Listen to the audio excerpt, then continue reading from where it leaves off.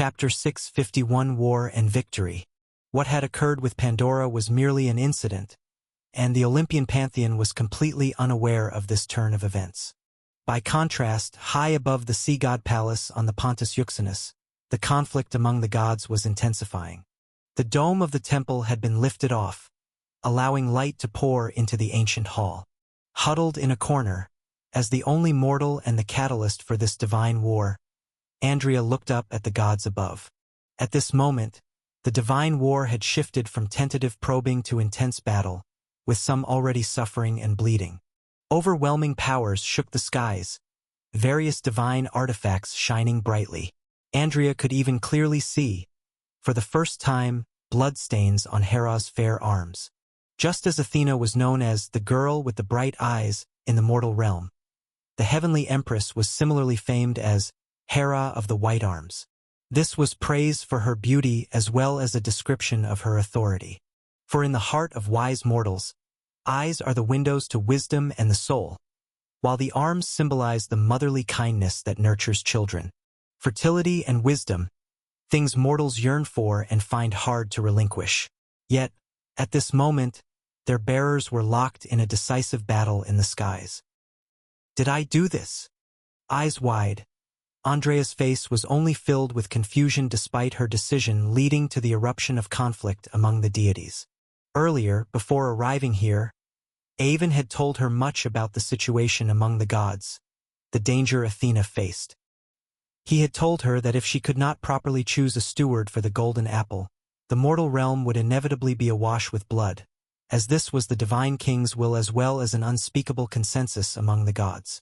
But now, Andrea realized that things weren't quite so, because even though she had handed the golden apple to the sea god, it seemed that nothing had changed.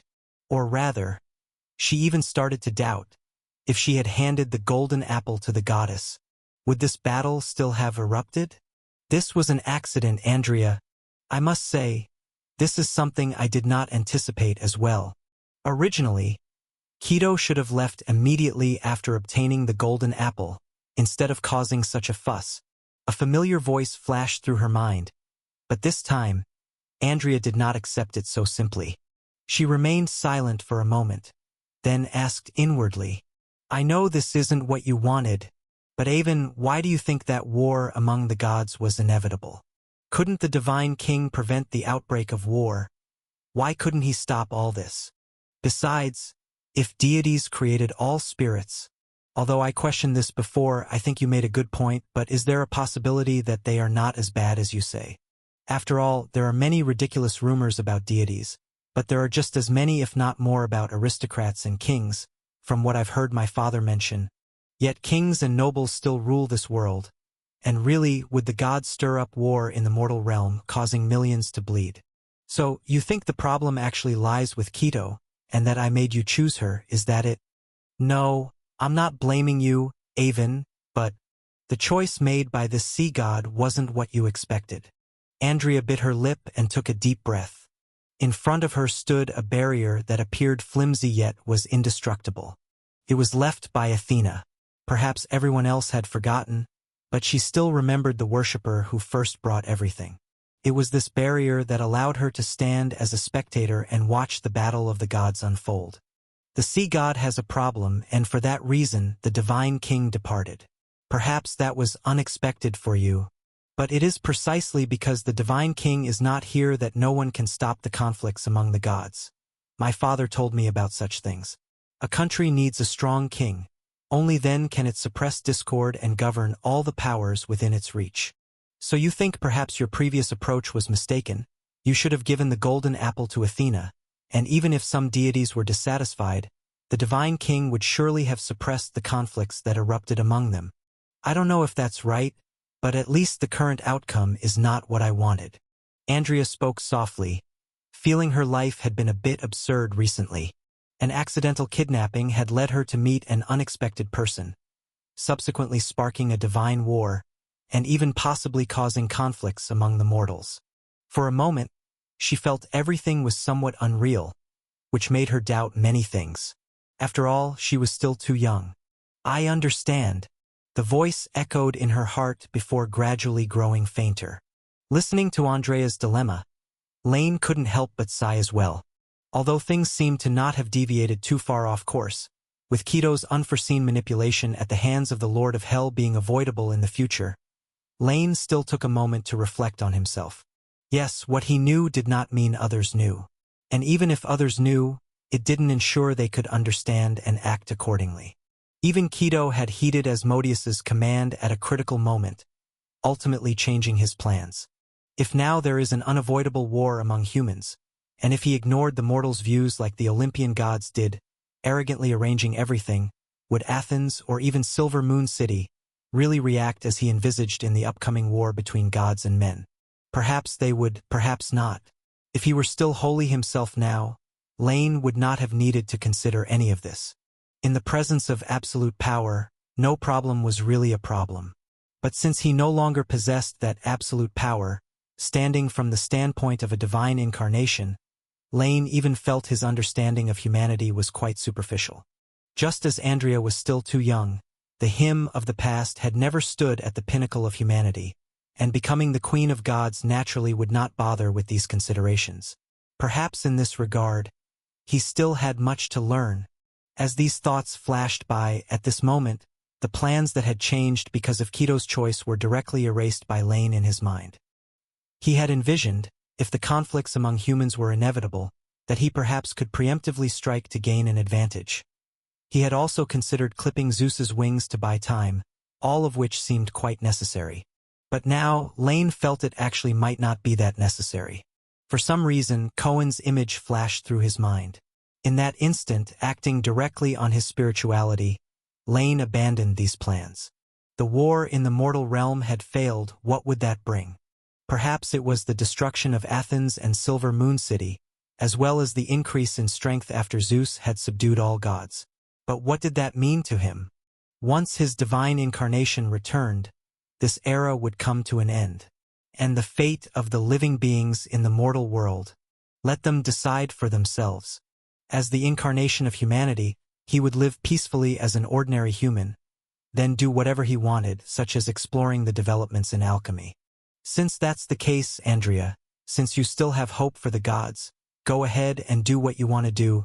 Go and see what Zeus and the gods will bring to Athens afterward.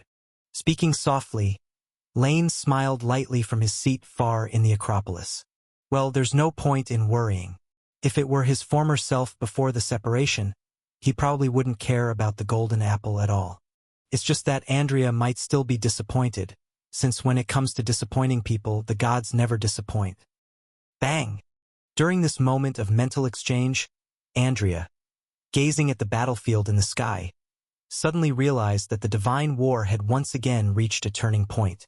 With a light hum, as weapons clashed, Ares's bronze sword finally showed a crack after continuously colliding with the divine artifact, Spear of Voctor. The tip of the sword broke off, flying towards the ocean, but Ares, already in a frenzy due to the empowerment, was oblivious, holding the broken sword as he continued to rush towards his sister. No, what sister? I am the elder brother. You couldn't be born in Father God's mind. What does that have to do with me? The war of the gods increased the war god's strength, and just a short while ago, the clash in the underworld also stimulated the authority of material destruction. As the war god, Ares benefited from this as well. At this moment, he felt an unprecedented strength. After all, both Zeus and he were members of the Olympian pantheon, so Zeus fighting as a present deity naturally meant the best support for him. Athena, I am the war god. With a roar, numerous shadows flickered behind Ares, seemingly representing every deity and mortal currently engaged in battle across the world. With this sword, Ares was confident. No being who hadn't broken the limit of a true god was his match. Ding! Crack! As spear met sword, Ares's blood-red eyes stared at Athena. He expected to see panic in her eyes, but what met him was her usual calm. At that instant, a nameless fire surged in Ares's heart, his fighting spirit transforming into even more overwhelming power. It was always like this. She always had this indifferent expression, as if everything was under her control. Crack! Crack! The long sword, forged by the god of craftsmanship and 3 Cyclops over 100 years, ultimately couldn't withstand a real divine artifact. Pieces of bronze scattered everywhere, but what truly baffled Ares was that unthinkably fearsome power. Almost in an instant, the spear of Voctor had shattered his weapon. Then slipping from Athena's hand, it shot directly through the war god's chest. The spear streaked across the sky and over the ocean, nailing Ares's body to a nameless peak on an island. "Yes, you are the war." Speaking faintly, Athena turned back, holding the tip of Poseidon's trident. "But I am the victory." As members of the Olympian pantheon, Zeus's battles brought strength to Ares. But at this moment, because Athena fought alongside Keto, the victory over the divine king in the underworld was Athena's victory as well. Thus, just like every time before, war fell disgracefully before victory. The goddess of wisdom, already standing at the limit of true God, in that moment, felt through the feedback of the authority a vast domain of mere strength. It's a pity. With a touch of regret in her heart, Athena did not reveal this power because she perceived, in that instant, a familiar and formidable power had arrived under the sky. And the next moment, as expected, the divine king's majesty swept the land. "Stop!" Neither clearly joyful nor angry, Zeus appeared in the sky, and with a gesture, the thunder shadow arrow from Hera's handle fell into his hand. In the true master's hand, the divine artifact immediately demonstrated its real power. Countless bolts of lightning formed a wall, instantly isolating all the deities involved in the battle. "Zephyrus, tell me, what has happened here? Why is it that I only left for a moment, and the deities I trust the most are brawling, utterly lacking the majesty that should characterize a god?" With a stern expression, Zeus asked knowingly, while subtly taking note of every neutral deity currently at the scene. "Neutral, how could that be? Don't you have any friends or relatives?" The journey to the abyss had ended, but Zeus's craving for greater power had intensified more than ever. Chapter 652 Shame and Conspiracy. So, the overall events roughly transpired like this, Your Majesty. Under the power of the divine king, the struggle between the gods above the great sea seemed to come to a temporary halt. But this was only temporary, and almost everyone could see that. After a bloody clash, both parties in the divine battle had deepened their conflicts.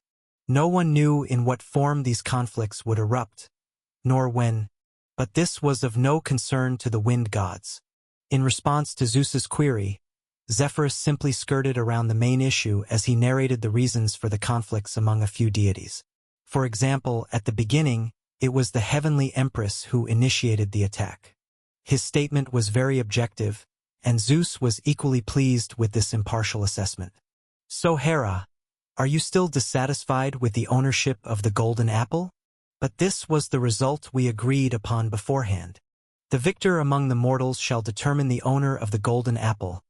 This was the promise I made before all the gods, and naturally, I will not violate it. As my heavenly empress, you should understand me." Zeus gave a slight nod to Zephyrus, as if he had just learned of the incident or as if he appreciated the latter's attitude. Immediately after, his expression turned stern as he spoke reproachfully to Hera. "Zeus, what do you mean?" With her eyes wide and gazing at her own wounds, Hera could hardly believe it. "No matter what, I am your wife and I am the injured party, am I not? Shouldn't you be standing by my side at a time like this?" With a fierce sweep of her sleeve, Hera pointed in the direction where Keto was.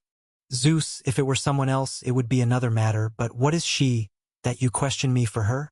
What about the pursuit you just engaged in? Who was that behind her? Colluding with outsiders in secret, shouldn't she be taken down by you immediately?" "Hera, I was never part of Olympus, nor is it your place to judge me. Who I associate with is none of your business to question." "What's this? The divine king invites deities from all corners of the world to attend my niece's wedding. Yet you want to exclude me, the host? That would truly be a colossal joke." With a scoff at this moment, Keto was fearless. The goddess of life can have dealings with the Lord of Darkness.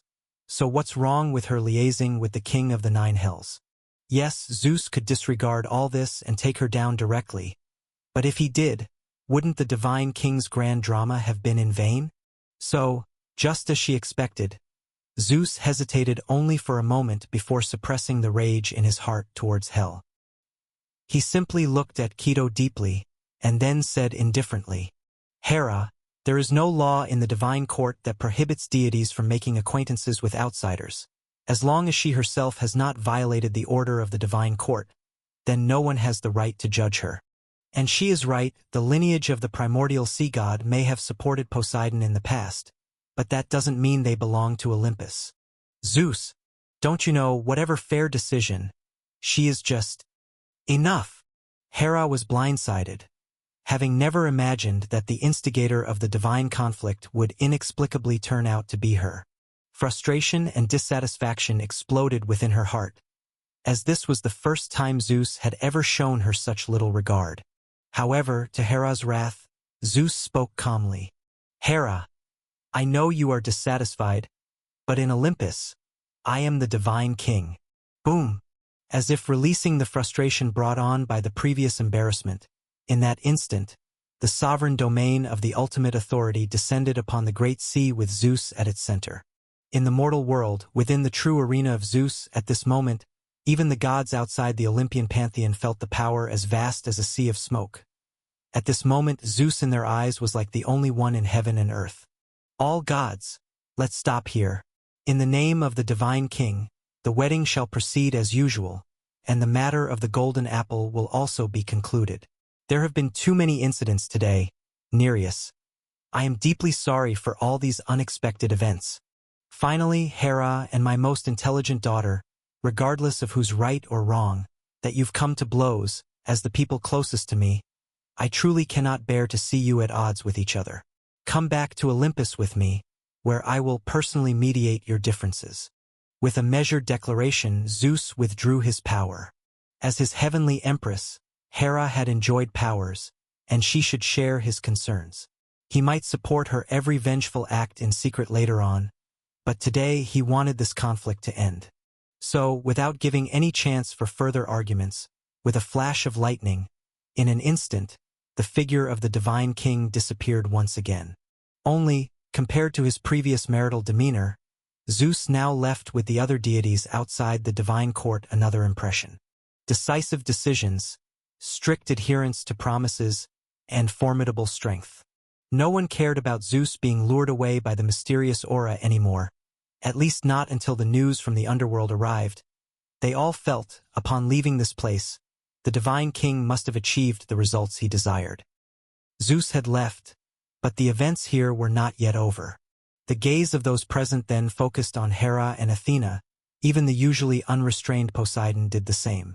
Zephyrus did not mention him, but Zeus had issued a silent warning with his aura.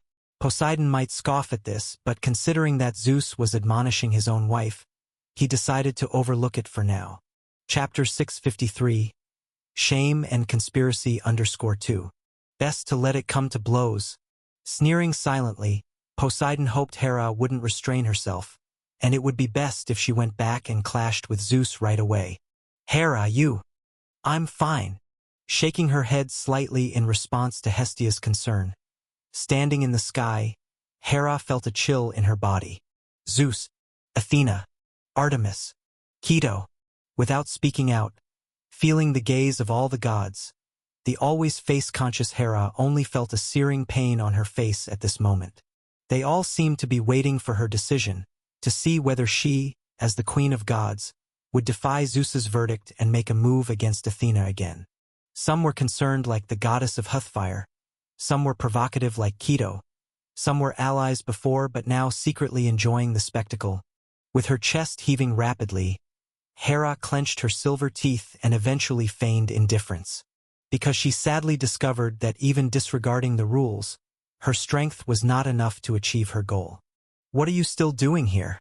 Since Zeus is looking for me, I won't stay any longer.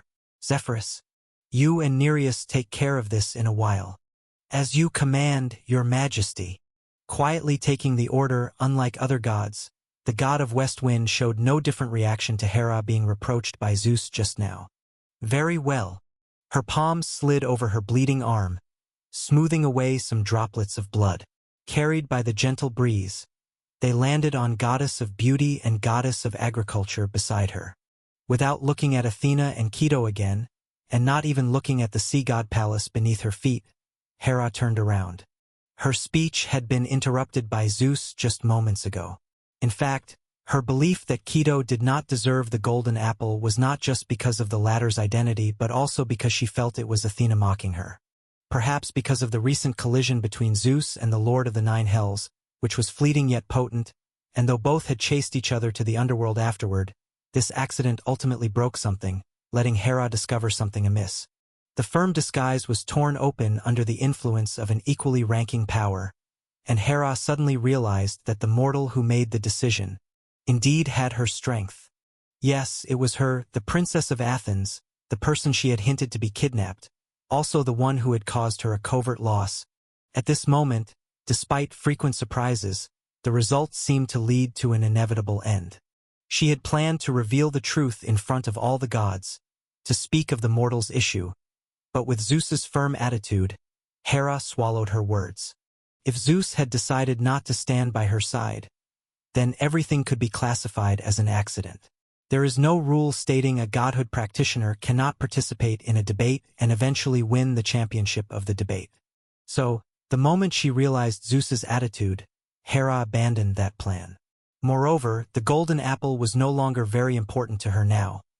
She just wanted everyone to pay a price. This isn't over yet. This is just the beginning. With a flash, Hera immediately left, and behind her, having seen her departure, Athena, after instructing Artemis, also left. Soon, the halted wedding resumed, but the minds of the gods were no longer there.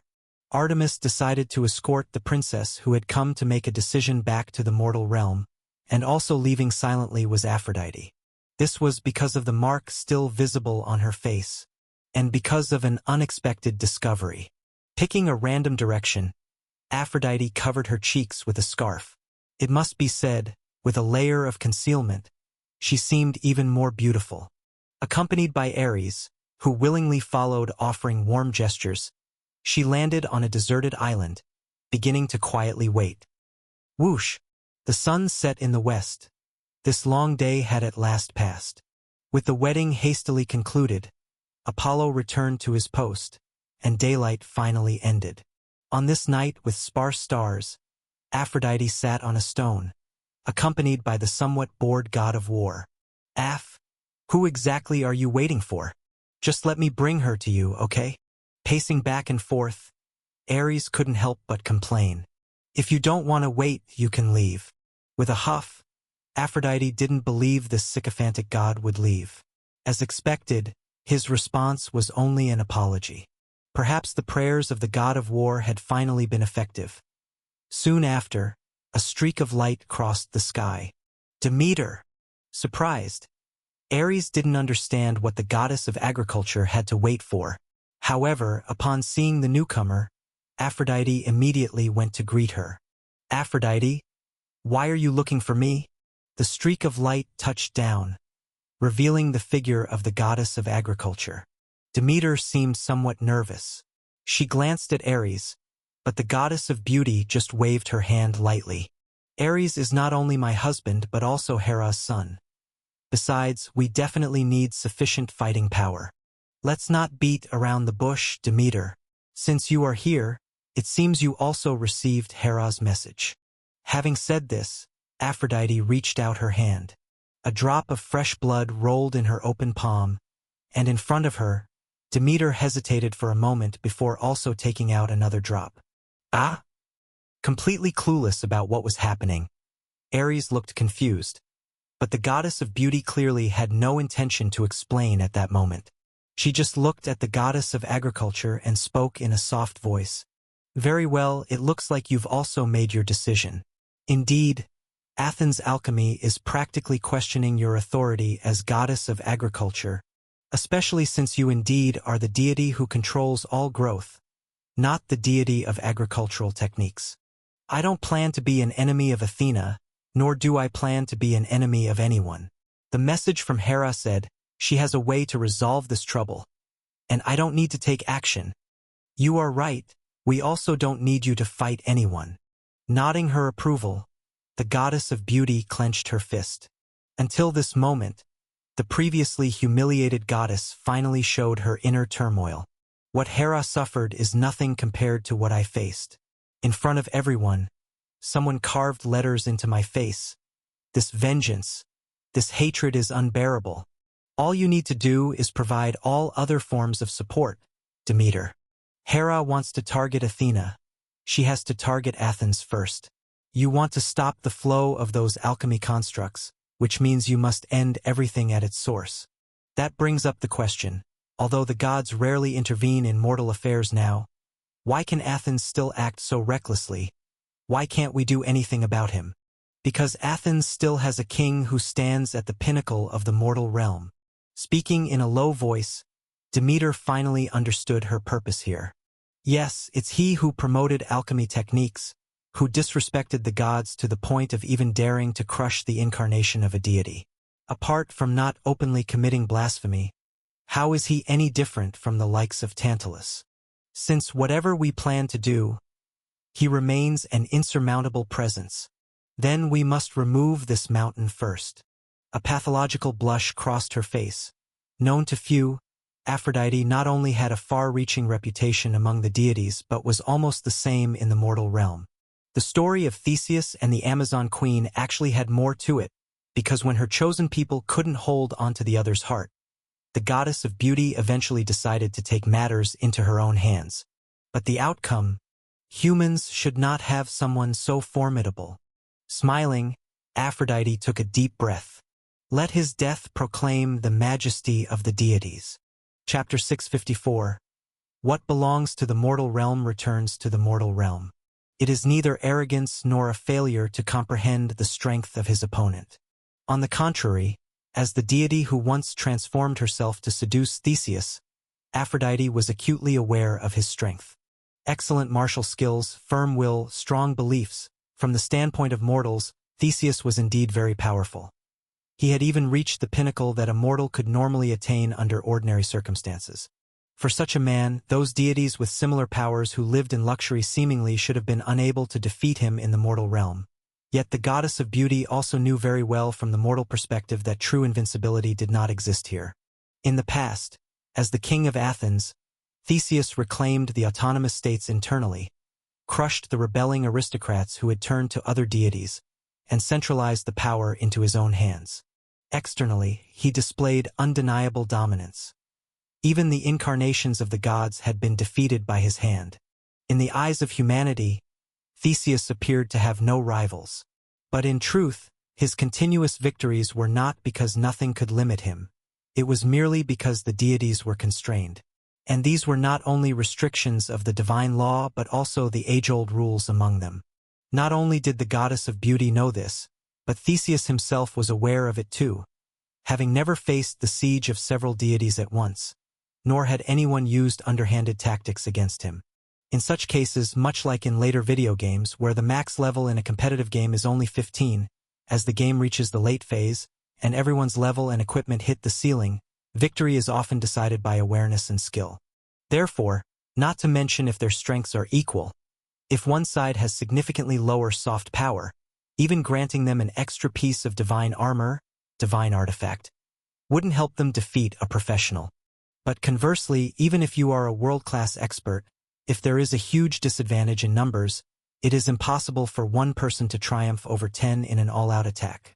This is determined by the upper limits of strength, and it is also the current state of the mortal realm. Regardless of whether or not someone can continue to improve their strength without becoming a true god, blending the distinct categories of demigod and true god. For now, there is no such person in the mortal realm. Thus previously, as the king of Athens, Theseus moved freely, never facing a united front of deities against a single human. After all, despite their conflicts with Athena, the relations between goddesses of beauty and Hera were not necessarily much better. Until this unexpected divine war when conflicts escalated, those old unwritten rules naturally ceased to exist. Just right, Hippolyta must still harbor resentment over the past affair. Upon leaving the nameless island, Aphrodite mused to herself. There are more than one strong individual among mortals. Theseus just happens to be the strongest one alive. Besides him, the strength of the Amazon Queen is also first class in the contemporary world. Having been a deity for many years, who doesn't have a few commendable devotees? Since Theseus is blind to the charms of Hippolyta and my own unparalleled beauty, it serves him right to pay the price for it. Swish! A silvery light flashed across the sea, like a white deer leaping through the forest. As the golden apple found its owner and the divine king departed, all gods who attended the banquet also left one after another. Artemis did the same, mindful of Athena's instructions and eager to explore the wild power newly acquired from Keto. The graceful white deer leaped swiftly across the sea surface. Soon, a vast city began to emerge at the horizon's edge. On a hill outside the city there was also a tall spire. Atop the spire, something resembling a lightning rod was clear and translucent, sparkling even without light shining upon it. Often, this tower served as a beacon for ships from Athens navigating through fog. Indeed, this peculiar light had exceptional penetrative power, and even thick fog could not obscure its radiance. Whoosh! Finally arrived. Come down. Andrea, you're really hard to find. I even sent down divine oracles for people to search for you, and I seldom do such things. But now it seems you've been living quite a good life. In a flash of silver light, a figure finally appeared in front of the royal palace of Athens. Artemis then stretched, displaying her body full of vitality. Your Highness, my apologies. I've already sent word that I was safe after being rescued. It's just that I didn't want to come back myself, and then I ended up at that grand event. I know, which is why I slowed the search for you afterward. Of course, you were pretty good at hiding. I'm actually more interested in the one who saved you. Upsetting Hera's plans, that woman's vengeful heart is rather heavy. But in the end, this is your problem. Better left for you to tell your father. With a casual wave of her hand, she interrupted Andrea's explanation. Artemis tilted her head slightly, her gaze towards the royal palace somewhat teasing. Is that so, King of Athens? After all, this is family business, but I must remind you, while I'm not Athena, as the master of the wilderness, I'm certainly one of the most potent fighting deities among all gods, and in tracking trails, I'm possibly even better. Chapter 655. What belongs to the mortal realm returns to the mortal realm _2. You seem to have misunderstood, Princess Artemis. I've not concealed my whereabouts. In fact, regarding your bringing my daughter back to me, I can only offer heartfelt gratitude and respect. Girded with a long sword, not wearing a crown, clad in plain gray attire, the familiar middle-aged man emerged from the uninhabited gates of the royal palace. Glancing at his daughter, whom he hadn't seen for half a year, Theseus gave a wry smile and then gestured to his chest in respect to the goddess. Welcome to my palace, your highness. Your presence makes it shine all the more. I know, heartfelt gratitude and respect. I believe in your words, but I also believe that deep down, you think humanity doesn't really need deities, said Artemis with a twist of her mouth, without a hint of courtesy. As one of the official true gods of the Athenian Church, her words could cause a great tumult within the kingdom. This was virtually an outright accusation that the king was the faithless, thereby inciting the anger of all gods and the mortal realm. Yet at this moment, even Andrea knew that the goddess wasn't there to blame anything because she herself was of the kind who didn't really need humans and didn't care for such things. Had it not been for her quarrel with Zeus in Silver Moon City, Artemis could have happily lived by the lakeside with the Deliada, forest nymphs, and the Oreades, mountain nymphs. The wilderness and woodlands were her favorite places, not the cities. She drew inspiration from witchcraft and divine arts, teaching those animals to follow the path of nature. Even without humans, she still had her own faithful followers. So, when Artemis spoke thus, it was merely a straightforward mockery of Theseus's insincerity, although she also knew that, in this world, mortals who dared to speak such truths were either condemned to endlessly push boulders or suffer eternal punishment in the underworld. You flatter me too much, your highness. In truth, I've never shunned deities. Towards goddesses and deities like yourself, I've always been welcoming. Approaching a few steps forward, the king gently touched his daughter's hair. Since realizing her identity had been uncovered by the goddess, Andrea had voluntarily abandoned her disguise, so at this moment, she reverted to her original appearance. She seemed to have not suffered much and was even more spirited compared to half a year ago. However, Theseus noticed that his daughter, now at the age where her body was developing rapidly, had seemingly grown quite a bit taller.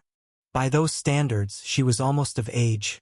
Seeing the joy and slight nervousness in his daughter's eyes, the middle-aged man warmly smiled. Andrea, I'm glad to see you safe and sound, and it appears you've had a little adventure of your own, much like I did when I was young, he said. This is your affair, your own decision. Just as I've always taken pride in my past, this too will become a cherished memory for you in the future. However, Andrea, I still wish to know, on this journey of yours, was it the guidance of a deity that led you? No, it wasn't. A friend of mine saved me, and I am very grateful to him, she said in a voice not loud but very serious. Even though a slight estrangement had just occurred, the little princess didn't hesitate in her response. She expected her father to inquire about Avon's origins, but before her, Theseus just laughed heartily. Ha ha ha, excellent. It's fine, Andrea. I don't mind you making friends. But since it wasn't the guidance of a deity, and you both extricated yourselves from danger, that truly is a cause for joy, he said. Turning around, Theseus gave a slight bow to Artemis. In the eyes of the king of Athens, there indeed was genuine gratitude and respect. Princess Artemis, I thank you once more for everything, and I hope you understand that I am not rejecting deity, he said. Gods have brought many good things to this world. The church's teachings urge people towards kindness. The divine arts of priests can heal sickness and console wraiths. All these are reasons why I respect deity, he explained. But what I want to say is, although gods created humans, just like children must learn to live independently in this world, I simply hope to let divine matters remain with deity, and human affairs with the mortal realm without too much interference and commands. If every god could let go, just like the goddess and yourself, then perhaps humans, on their own, could come up with a good enough answer, he stated. Well, we understand, but that is impossible, isn't it? Unless the current all gods suffer massive casualties, such a reality is destined not to happen, he concluded. Dismissing the conversation with a wave of her hand, Artemis had long been aware of his stance. Although it sounded passionate, she also knew that half of Athens's opponents were provoked by this very attitude.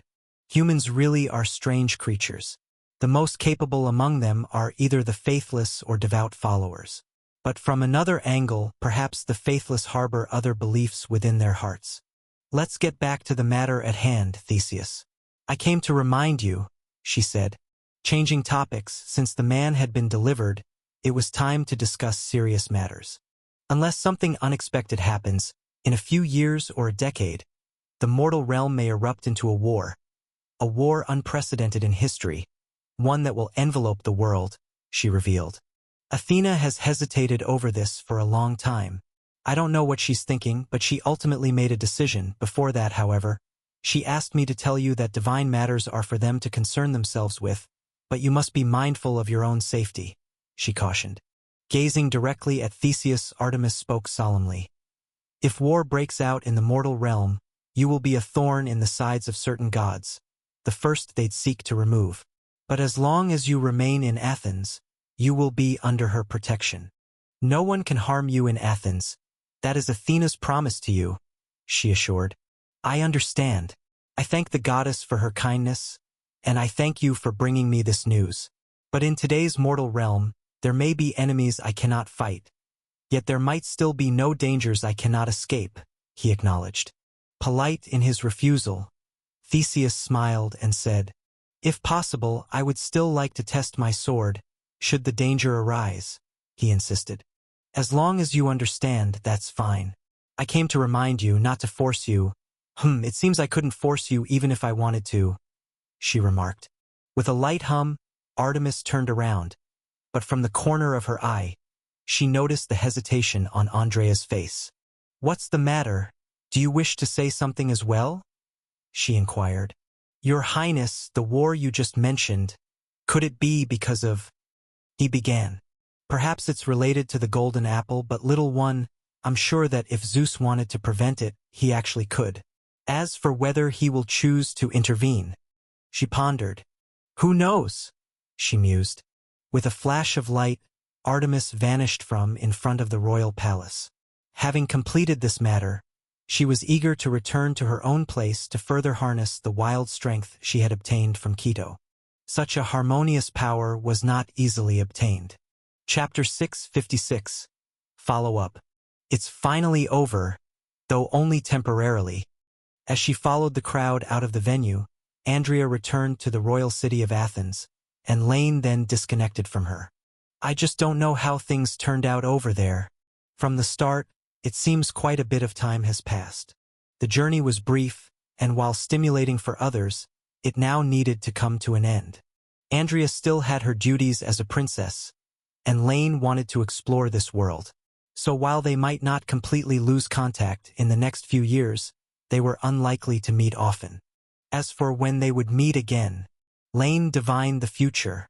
Not surprisingly, there were no clear omens. He only saw a scene within destiny. It was a figure with a blood-stained sword, and before her, it seemed there were many people with varying expressions. There was excitement, admiration, fear, and reluctance. All these emotions came together, like a painting of this fleeting world. Does this mean the next time we meet will be around the time Andrea draws her sword to kill? But she seems to be a godhood practitioner, so now even the godhood practitioners start slaying with a sword. A hint of confusion flickered through Lane's mind as he once again felt that prophecies were not very reliable, especially when the subject of his divination was connected to him. You're either trapped in destiny by a precise prophecy or you only receive ambiguous hints. In this regard, prophecies could never serve both purposes. And Athena, didn't she read the script? For some reason, I always feel her initiative is somewhat low. As his thoughts churned, Lane remembered the vision he received before disconnecting. Artemis warning Theseus. He wasn't surprised by the other's choice. He would find it strange if Chaos's human champion started being humble and cautious. But Athena's demeanor in this matter seemed like she was saying, "I know you might get into trouble, so I'll remind you just in case. I also know you probably won't listen, so I'm just following the procedure." But no matter how one looked at it, this procedure seemed rather nonsensical. "What do you mean by, over there? Mr. Avon, what did you just say?" A voice suddenly rang out, interrupting Lane's thoughts. Following the crowd out as well, Count Ilos, disguised as Iapetus, was leaving with Lane. His expression was somewhat nervous, occasionally surveying his surroundings. "Nothing much. I wasn't talking about the person you're hiding from. Didn't you see? She's not there anymore." With a slight shake of his head, Lane stopped pondering the issues with prophecy. "I was referring to a distant place, a place far more remote than anything you could imagine. Someone very close to me is over there, and I was just worried about whether they'd succeed in what they're doing. After all, it's too far, and I can't reach them. Well, even though I don't understand what you're talking about, I wish you achieve what you desire." Seeing that it had nothing to do with him, Iapetus breathed a sigh of relief. Now the tournament had finally concluded. The spectators who stayed at the scene couldn't wait for their champion to return, but they never received news of Andrea's summons by the goddess. The incident with the golden apple also began to spread among the people. Even though the stories circulating in the mortal realm only detailed the reasons and consequences of Andrea giving the golden apple and didn't cover the secrets of the conflicts among deities, it still sparked heated discussions. Choosing the most beautiful goddess as the tournament's champion was a topic worth gossiping about in these times, no matter how one looked at it. However, the layman enjoys the show, but the expert sees the technique. Having heard the same story, Iapetus sensed a storm coming. The story was a simple choice, but who knows what happened in reality. Now, he just wanted to find out the exact events of the god of the ocean's wedding feast to see what had actually happened. The tournament is over, and I have completed what I promised you. Thus, let's part ways here. Iapetus spoke with a smile, bidding farewell. Of course, as you wish. Nodding in acknowledgement, Lane didn't try to stop him. He watched as Iapetus disappeared into the crowd. Who knew when he would return and what he would choose to do? After all, he was almost certain to return, willing or not. From the moment he helped Andrea win, he was destined to be unable to escape the strife between gods and humans. Shortly after leaving the crowd, Lane quickly returned to the inn where he had been staying. Compared to before, the number of people coming and going had increased significantly. Now that the tournament had ended, many foreigners had no reason to stay any longer. In the near future, aside from a few individuals, most are likely to leave the Acropolis of Athens. Please wait, Mr. Avon. Please wait a moment. The voice came from behind, and Lane turned around to look. He shouldn't have known many people in Athens in these 2 days, but the next moment, he understood how the visitor knew him. Prince Odysseus, I didn't expect to see you here. I thought you would have returned to your kingdom after the tournament ended. I was about to leave. My father's health is no longer good, and the old wounds he sustained, even divine arts can hardly heal completely. A touch of regret flashed across his face as Odysseus continued with an apologetic tone. Mr. Avon, I must also apologize to you. Because Miss Leah was summoned by the goddess, she likely won't be back for a while. However, remembering the bet I owe you, I took the liberty of investigating her residence, then learned you were a friend who came to Athens with her. It might be a bit presumptuous, but I hope you can deliver my apology to her. Behind Odysseus, a multitude of guards were unloading boxes one after another. Looking at its heavy appearance, it probably contains gold. That was the gambling debt Prince Odysseus had incurred before the competition, and besides that, he solemnly stated, apart from the monetary stakes, there is also the promise I previously made. Since she won, if we became opponents again in another place, I swear on my honor, I will definitely yield to her 3 times without breaking my word. I understand, Prince Odysseus. If there's an opportunity, I will pass on your integrity for you. Nodding, Lane had no intention of refusing the other party. Although there was no chance to hand over these riches to Andrea for the time being, on one hand, she didn't need them, and on the other hand, there was no problem with Lane keeping them.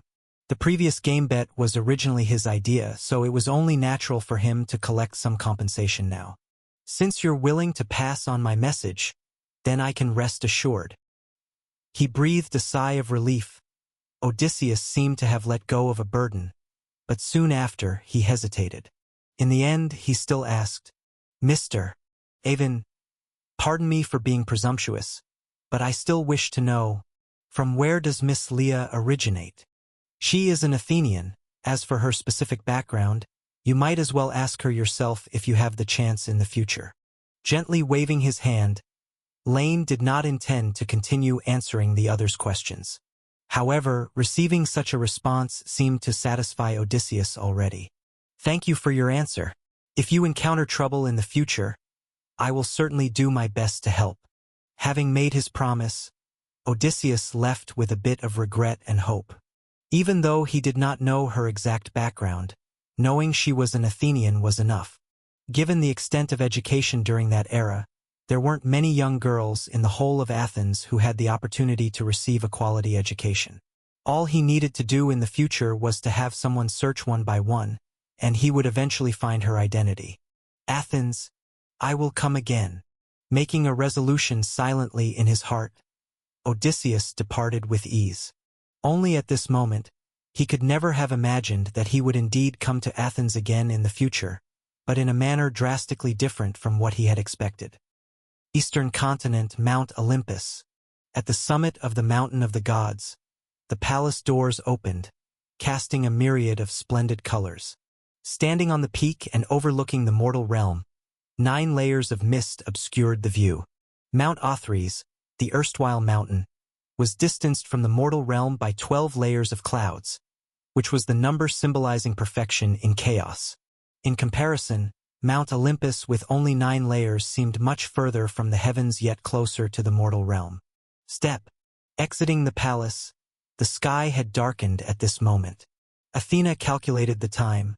Artemis's matter should be almost settled by now. Athena! A voice filled with suppressed anger came from behind, and Athena smiled without a word. Just now, Zeus spoke righteously for a while about harmony and goodwill among all gods, but obviously, including himself, the 2 listeners and the divine king didn't take these matters to heart. However, the outcome was somewhat unexpected. Zeus actually asked Hera to stay in Olympus for a while to awaken herself to the folly of being the first to strike. In principle, what Zeus did was not wrong, as Hera indeed was the first deity to act, and his punishment was beyond reproach. But the issue lies in the fact that oftentimes, people do not care about the reasons but rather the attitude. And Zeus's punishment of Hera, which was flawless, was utterly meaningless in quelling the incident and even further ignited Hera's rage. Athena, do you think you've won? I don't know how you swayed Zeus to speak on your behalf, but don't think this is the end of it. The voice was low and icy cold. Although the decision was made by Zeus, Hera's resentment was poured more onto Athena. The reason was not strange. It was a common psychological phenomenon. Facing a decision made by someone of higher status, power, and influence, many individuals subconsciously refrain from laying the primary blame on that person, whether or not they are satisfied with the outcome. Step. Smiling again, Athena still did not respond, nor did she even pause in her steps. The spear of Voctor, now a bracelet, hummed gently on her wrist, but she merely stroked it, then soothed her divine artifact. Yes, just as the rumors in the original mythology suggested that it was Athena's breath that bestowed wisdom upon the 3rd generation of humans. Although in reality there was no logic to it, given that the first 2 generations of humans were born before Athena came into existence, but as the goddess of wisdom, she truly could grant wisdom to objects, and her coexistent divine artifact was the first example. You! Continuously ignored, Hera's chest could not help but heave violently. After restraining herself time and again, she finally calmed down. Watching Athena's receding figure, the heavenly empress clenched her fists. Just wait. When Athens turns to ashes, I'll see if you can remain so calm. Chapter 657 Pharaoh. Hemenu, mortal world. Outside the city of Memphis on the road built along the Nile River. The setting sun was blood-red, and a gentle breeze blew in gusts. The wheels of the ox cart rolled on the road, attracting the gazes of passers-by. The sound of whips cracking could be heard from time to time, accompanied by bouts of whimpering. This was the royal capital of the Egyptians, as well as a great city that stood alongside Heliopolis and Thebes in fame. If the latter 2 were renowned for their theological sanctity, Memphis, as the dwelling place of the pharaoh, represented the secular sense of a capital. Located at the heart of Upper and Lower Egypt, it wasn't far from what would later be Cairo. The dynasty's decrees emanated from here, reaching all the city-states of Egypt. Of course, there was an additional significance to this place now. Under the orders of the messenger of Ra, one of the 9 pillars spirit, Shu, the Sin people from all over Egypt had been driven here in the last few years, then gathered around the city. Thus, in almost no time, this place had become the largest gathering spot for the Hebrews, as well as the largest construction site. For some unknown reason, ever since several years ago when Shu delivered the last divine decree, the continuous contact between the gods who resided in Heliopolis and the mortal realm had become intermittent. Some said it was the presence of the Sin people that angered the heavens, while others argued it was the gigantic bronze statue cast for himself by Pharaoh Ramses II in his extravagant desires that displeased all gods. In any case, as the ruler of Upper and Lower Egypt, the pharaoh, the divine envoy on earth, hereby issued a command. He ordered the slaves to be organized and to erect a massive temple to please the heavens, sparing no expense for this purpose. So, vast amounts of stone material were transported to Memphis, and countless slaves perished under the increasingly fierce sun. During such days, one day, 2 ox carts arrived from afar, heading toward Memphis. Rumbling, clink, "Thank you, my lord, for granting me this lunch." With eyes slightly closed, He tapped the plate with a silver spoon. Amidst the ringing sound, Mess knelt in the carriage, praying softly to God. The carriage shook a bit, but Mess, who was 80 years old, still sat very steadily. His back was as straight as a rod, and beside him, 2 young children, a boy and a girl, imitated his movements, tracing intricate patterns across their chests and closing their eyes in prayer. "Thank you, my lord, for granting me this lunch." "All right, that's enough. You two must be hungry too, so go ahead and eat," he said. After a short while, Mess opened his eyes. He looked at the 2 children who appeared to be praying with closed eyes but were in fact covertly watching him and smiled. His wife and family were on the cart behind. At this point, it was just him and the 2 half-blood children they'd rescued on the road. They weren't true Hebrews but rather offspring of mixed blood between Egyptians and Hebrews. Their mixed lineage ensured they weren't oppressed like the slaves carrying heavy stones on the roadside, but their rights weren't acknowledged either. After all, it was because of the Hebrew bloodline that Ra had punished them, which made these half-blood sinners by birth. No law would protect them, and if they hadn't fortuitously encountered Mess, they likely would have already perished in the wilderness under the torment of their peers. "Thank you, sir," the children said. Although they couldn't resist the tempting aroma of food, the kids still thanked Mess first. Seeing this, Mess waved his hand, indicating they need not worry about formalities. With permission granted, the 2 children finally began their meal. "Sigh." He sighed softly, watching the children's ravenous eating with some helplessness in his heart. Even sitting in the cart, he could still hear the sound of whips outside. Separated by just a partition, it seemed like 2 different worlds, yet he was powerless to do anything for the moment. The command came from Pharaoh himself, and they were considered sinners even by the Egyptian gods. To change this situation, he would have to change the gods of Egypt, change the Pharaoh ruling the mortal world. Fortunately, the rumors he had heard along the way told Mess that the contact between the Egyptian people and their gods had grown increasingly vague since a few years back, so he needed only to convince the ruler of the mortal realm. "I should save them, and I am the only one with the power to do so in this world," he contemplated silently. As Mess reflected, time passed quickly. Before he knew it, the 2 children had finished their lunch. The hunger now alleviated, the children gathered the courage to look up, their eyes filled with gratitude towards the old man who had saved their lives. "Mr. Mess, MHM?" Snapping out of his contemplation, Mess turned to the little girl who had just spoken. She seemed a bit hesitant, so he immediately encouraged her with a smile. "What's wrong? Do you have something to ask me?" "Thank you. You really are a good person." With a shy smile, the boy then asked, "Mr. Mess, I want to know, which god did you just make us thank for lunch? Is it the one in charge of the sun, the greatest one?"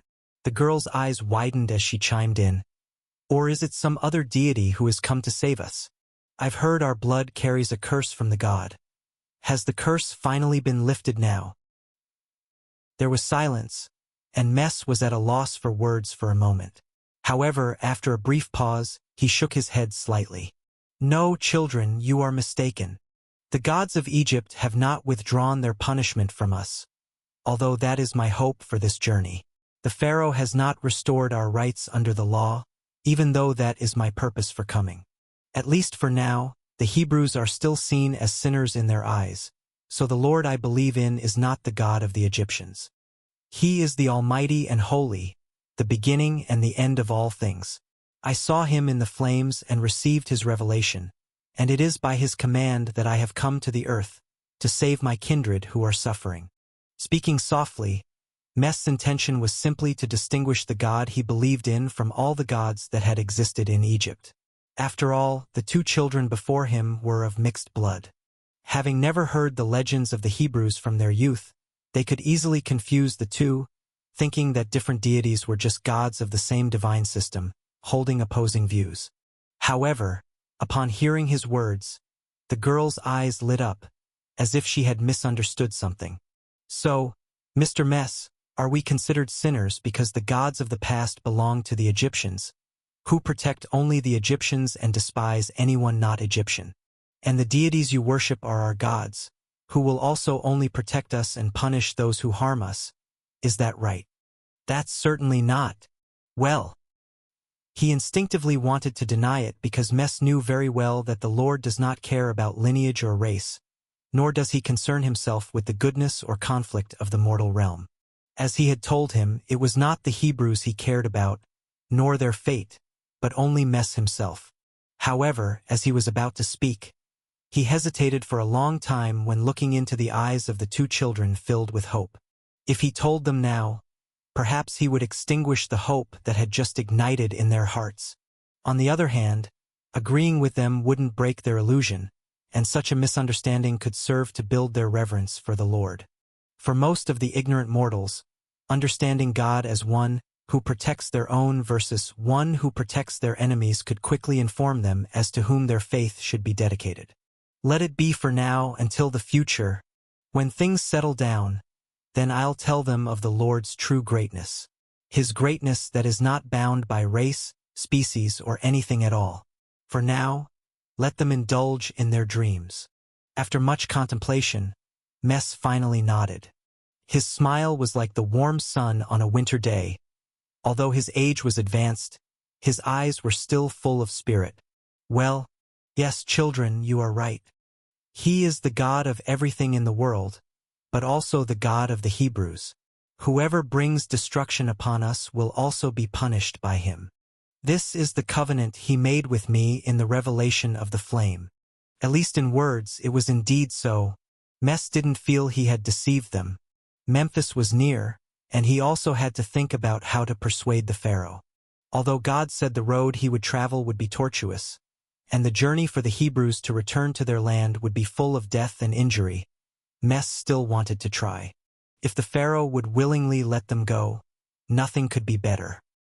The brief conversation did not interfere with the progress of the ox cart, and as time passed, the cart finally arrived near Memphis. In comparison to the fantastical version of the big city referred to as chaos in the mortal world, Memphis was far less impressive. With city walls only over 10 meters high, and guards dressed in leather armor, as the ox cart approached the city gate, it immediately attracted the attention of the soldiers. Clack! The sound of leather armor colliding. The guards showed no intent to inspect. Instead, they expressed their respect towards the cart. In the current Upper and Lower Egypt, horses were an exceedingly rare beast of burden, often employed in military units like chariots. For transportation, camels or ox carts were used instead. Of course, even saying more used is a bit of a stretch. In contrast with the dramatically transformed chaos, Hemenu's world in the mortal realm truly possessed the productivity of a classical era. Thus, to be able to avoid the weariness of travel, and even escape the scrutiny of soldiers, to the point that now even the guards of the Egyptian capital acknowledged them as aristocrats of the city, Mess truly had to thank his wife's distinguished family, who were respected priests among the Midianites. Otherwise, even if his status as a fugitive from 40 years ago was forgotten, he might still be directly detained as a Hebrew and be taken to work on building the temple. "Please enter, honorable lords," said the captain of the guard, as the cart slowly made its way into Memphis. After more than 40 years, Mess was stepping foot into the city where he had grown up once again. "I remember the Pharaoh's residence should be there. I wonder if it has been relocated or renovated over the years." Giving the two curious children a rundown of all the sights they passed, he traveled through the city, called a royal capital, yet not as large as one would imagine. Soon, the royal palace of Egypt was but a stone's throw away. However, here Mess' cart could no longer pass through unhindered. "Stay here. I must go and meet with the king of Upper and Lower Egypt alone."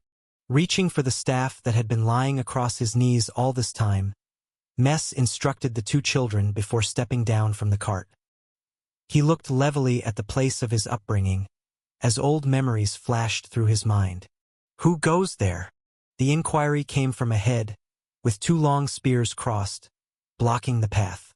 Mess' cart had already caught the attention of the guards, who scrutinized this unfamiliar aristocrat, pondering which city-state he might have come from. "I am Mess, from Midian, come to pay my respects to His Majesty Ramses II." By the command of God, I have come to discuss the future of a race. Clutching his staff, Mes spoke softly. Let the first step begin here. Chapter 658 Misunderstanding. Ding-a-ling. The sound of the wind passed by, causing the silver bells to jingle. In the Memphis royal palace, when Mes stood before the palace steps and was stopped by the guards wielding weapons, the ruler of Upper and Lower Egypt, the son of Seti I, Pharaoh Ramses II, who was over 100 years old, was appreciating the scroll spread out before him. His aged body was still agile. In fact, contrary to conclusions drawn from some scriptures by later generations, as the third pharaoh of the 19th dynasty and one of the great rulers in Egyptian history, Ramses was a quite capable monarch. Theoretically, he wasn't the villain recorded in the scriptures. He had waged wars and won repeatedly, had many children, and excelled in poetry and architecture. He contributed significantly to culture, military, and politics, so much so that later generations even referred to him as Emperor Ramses in honor of his accomplishments. Of course, compared to these, the greatest inconsistency between this nearest-to-God pharaoh and historical records was his significantly extended lifespan. After all, according to later records, by the time Mes faced the king with his serpent staff, this renowned pharaoh should have long since passed away, with his offspring succeeding his position. Clearly, though now over 100 years old, Ramses II's spirit was still very good. He remained the master of the dynasty, and his successors were still unknown. Who? The Abu Simbel Temple, truly a miracle created by mortals, was once one of my proudest achievements. And now, with the Hebrews' help, I will create a second one. Tapping the table lightly with his fingers, the pharaoh admired the masterpiece on the scroll. It was a drawing of a temple, a masterpiece crafted in his youth to showcase his exploits. According to that blueprint, back then, he ordered people to carve out 4 colossal statues from the mountain rock, each depicting himself and 3 deities. The one representing Ramses himself needs no mention, but the other 3, in reality, represented one god. Amun, Ra, and Adam, the trinity of the sun, the lord of Heliopolis. As the pharaoh, by placing his statue among them, the implication couldn't have been more clear. Ra is the sun in the sky. I am the sun on earth. All gods obey Ra, just as all mortals obey me, and I am the sole representative of God in the mortal realm. Top. Your Majesty. Footsteps were heard, and Ramses II slightly looked up. What is it? His voice calm, the pharaoh asked. Generally, no one would disturb him at noon, as everyone knew not to interrupt an old man's rest. So, this was likely some unexpected event that required his attention. Your Majesty, outside the palace. There is a man from Midian who claims to be here on God's command to see you. Kneeling on one knee, the guard spoke solemnly. He wishes to discuss the rise and fall of races with you. I cannot judge the truth of his words, so I leave it to you to decide. You say, God's command? His expression unchanged. A century of experience allowed the pharaoh to remain unshaken. He easily suppressed the shock in his heart, instinctively straightening his back, his sharp gaze fixed on the guard before him. He. Another divine envoy. This was not the first one. The command of God. Even though in this mythic world, Ramses II had lived far longer than recorded in later generations, in Hemenu's world the ways for a mortal to gain strength were pitifully scarce, such that his life was not as prolonged as it seemed. The end of his time would eventually come, and the world of the dead awaited his arrival. Fortunately, he had dwelled long enough among mortals that he did not fear embracing death.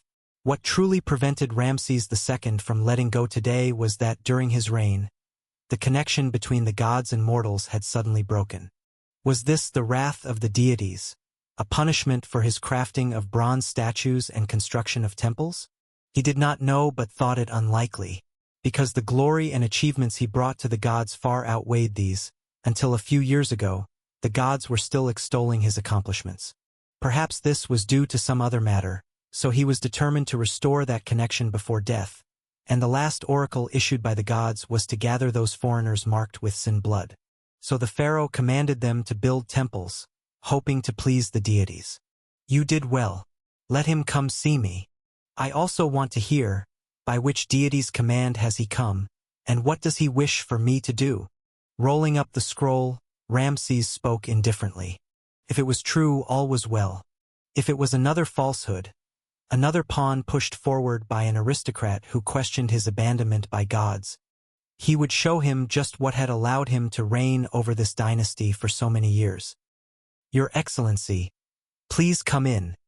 The son of the sun awaits you inside. In the Grand Palace, Mes walked inward under the guidance of the guard. With every step, his scepter made a soft sound, and as he observed the surroundings, he recognized a place where he had once lived. Half familiar and half strange. When Mes stepped through the great doors of the inner sanctum, he finally saw the master of the place. Your Majesty, the person has been brought.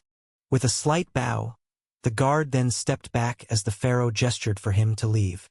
At the desk, from the moment Mes appeared at the doorway, Ramses had been scrutinizing this divine envoy, who evoked in him an inexplicable sense of familiarity. I hear you've come on a mission from the deities to negotiate with me? Going straight to the point, the elderly pharaoh did not intend to waste time on pleasantries. He wanted to expose the other's lies or prove his truth, and Mes nodded in response. Indeed, Your Majesty, I have come for this very reason. You are the master of Upper and Lower Egypt, but the gods are the masters of this world. I am here to spread his glory in the mortal realm on God's command. Very well. With a smile, the pharaoh seemed very welcoming. So, divine envoy, may I inquire under which deity's command you act? Which of the 9 pillar gods is it, and what might is he in charge of? Just as chaos had 12 principal gods, Egypt had the concept of 9 pillar gods. And just as in the original myths, the 12 principal gods included God King Zeus, the 9 pillar gods of Egypt also encompassed the god of sun, Ra. Beyond the 9 pillar gods, Egypt was home to many deities, even guardian gods of various city-states, just like the territorial god of chaos. But, clearly, the one qualified to deliver divine oracles to the pharaoh must be one of the highest among the 9. Your Majesty, I am not a follower of the gods you know. With a slight bow, facing the pharaoh's enthusiasm, Mes, instead, had a bad premonition. I worship the creator of all spirits, offering all I have to the eternal and holy one. Everything spiritual in this world belongs to him. All spirits. His smile grew warmer. Ramses II seemed to readily accept this explanation. The aged monarch asked once more, Is that so? The gods of this world are not for mortals to fully know. It's not surprising there are some I haven't heard of.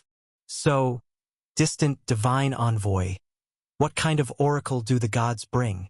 Your Majesty, on my journey, I saw the populace suffering on the earth like the countless stars in the sky. They are bound to servitude nearby, without the freedom to leave. Mes spoke solemnly, his words heartfelt. In the eyes of my lord, every wise living being on earth is equal, with no distinction of high or low, noble or humble. The precious and the humble, the naturally evil and the naturally good are the same. Thus I come to you with a request. Please release the Hebrews who are trapped near Memphis. Since their presence is not accepted by the Egyptians, then let my people go, to celebrate a festival to me in the wilderness. Hebrews, the smile faded. Ramses II noticed that the guards around him were already becoming angry, but he himself was not yet angry. Looking at the divine envoy who had made his request, he finally asked, Distant envoy, I understand your plea, but all you have said comes with no proof. Do you have any abilities beyond those of mortals that could prove to me you truly bear the glory of God, that you have come to convey divine oracles? Of course. After a moment of silence, feeling the malevolent glances around him, Mes steadied his scepter. This was the sacred artifact bestowed upon him by God. Only when he returned to his own people and began his mission did it gradually reveal its might. And the greater the trials they endured, the stronger the artifact's power became. Compared to before, from the moment he set foot in Memphis, even from when he had just saved those 2 mixed-blood children, Mes could feel the extraordinary power beginning to emerge within the scepter. So, under the gaze of all, the scepter transformed into a black snake upon touching the ground. A wild aura emanated from it, and its bloodthirsty eyes scanned everyone in the hall. "This is one of the insignificant powers bestowed upon me by God, Your Majesty." Although he had anticipated it, Mess still tried to persuade, "Please, let my people go to celebrate a festival to me in the wilderness." Hiss! A moment of quiet settled in the hall, punctuated only by the hissing of the snake. The guards were shocked by the scene, but Ramses II simply nodded. At this moment, the last piece of his conjecture fell into place. "Mess, is it?" "Yes, Your Majesty." "I remember you now." Nodding with a smile, the pharaoh said lightly, "My daughter's adopted son, the sinner who fled more than 40 years ago for murder. I even remember the reason you killed. Because you discovered you were a Hebrew and then saw your own people being mistreated?" As the pharaoh of Upper and Lower Egypt, I've received divine oracles more than once and observed secret histories not unveiled to outsiders. I've heard that while the ancestors of the Egyptians were gods, the progenitors of the Hebrew bloodline were also gods. It's just that your ancestors were sentenced in the presence of God law. So the once pillar goddess Isis lost her eternity and from then on fell to mortality. Your Majesty, you may have misunderstood. The creator of all spirits, Ramses II spoke indifferently, ignoring Mess's attempt at explanation. As well as these magicians' tricks, indeed, ever since the passing of Princess Isis, magicians have vanished from the mortal realm. Thus people mistake such extraordinary powers for divine power, but I do not. That was the pillar goddess of life and magic. It seems everything originated from her. Didn't it? Indeed, I was not forsaken by God law. All this is just a conspiracy created by another dead god. No, Your Majesty. Mess wanted to explain further. He had anticipated that the pharaoh might not believe in the existence of his god, but he had not expected such a misunderstanding. However, before him, Ramses II no longer intended to give him a chance to explain. "Seize him." At his command, the guards who had been waiting around instantly sprang into action, rushing to kill Mess. Hiss! Bang! The great serpent, seeing this, swung its body, and with a lash of its tail, sent a guard flying. Yet, as the pharaoh's personal guard, all were willing to die for their duty, retreating not at all. "Your Majesty, this is just a misunderstanding, and I very much hope you can see that. But now it seems I must leave." Though there was much he wanted to say, Mess had no choice, with the scene unfolding before him. Taking advantage of the moment when the great serpent repelled the guards, he summoned it back into a serpent's staff with a wave of his hand. Then, with another gesture, he made his exit from the royal palace. After him, the guards immediately gave chase upon seeing this, but the pharaoh raised his hand and ultimately did not stop them. They were probably not going to catch up, but it was worth a try. Chapter 659, Holy City and Chessboard. Heliopolis, the holy city where the Egyptian gods resided among mortals. This was a city on earth as well as a domain of the deity. It had many names in the past: Sun City, home of the gods, city of all gods, and it was even once the capital revered by the 13 nomes, city-states, of Lower Egypt. In years past, Isis, who fell accidentally to Hemenu, took her place and married the god of underworld Osiris here. Then, under the witness of all gods, she was condemned as a sinner and died.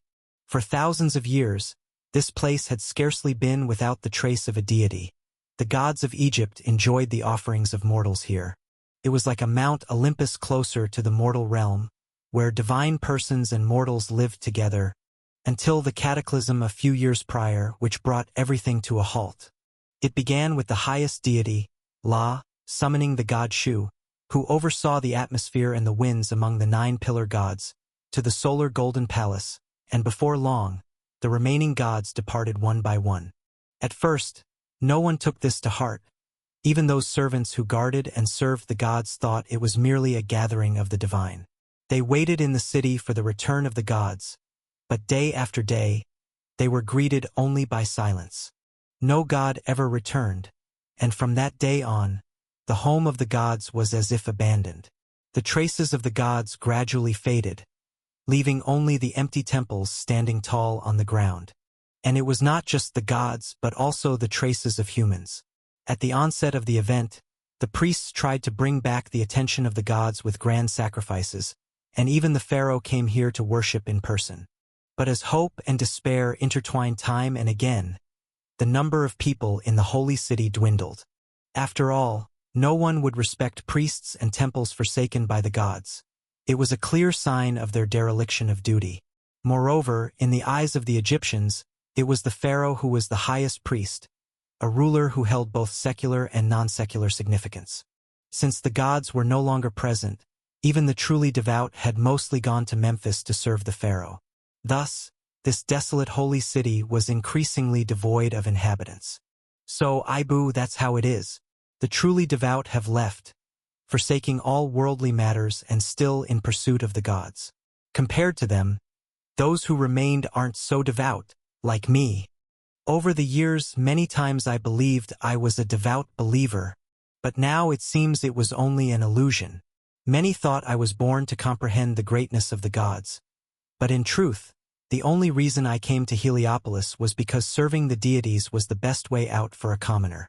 I don't have noble blood or an extraordinary family, so when I learned of the chance to become a servant of the gods, I almost immediately agreed, and as it turns out, my choice was quite right. Within just a few decades, I became the mortal most admired by the god of sun, and the priest with the greatest fame aside from the pharaoh.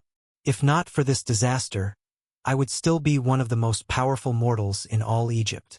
You see, that's the importance of choices. In the vast hall, the triune statue of God of Sun towered 100 meters, dwarfing the mortals kneeling before it like a small mountain. However, at this moment, neither the kneeling priest nor the apprentice serving his teacher beside him spared even a glance at the statue. Just as Qasim had said about himself, he was never a devout believer, and his student was the same. So, teacher, why do you insist on staying here?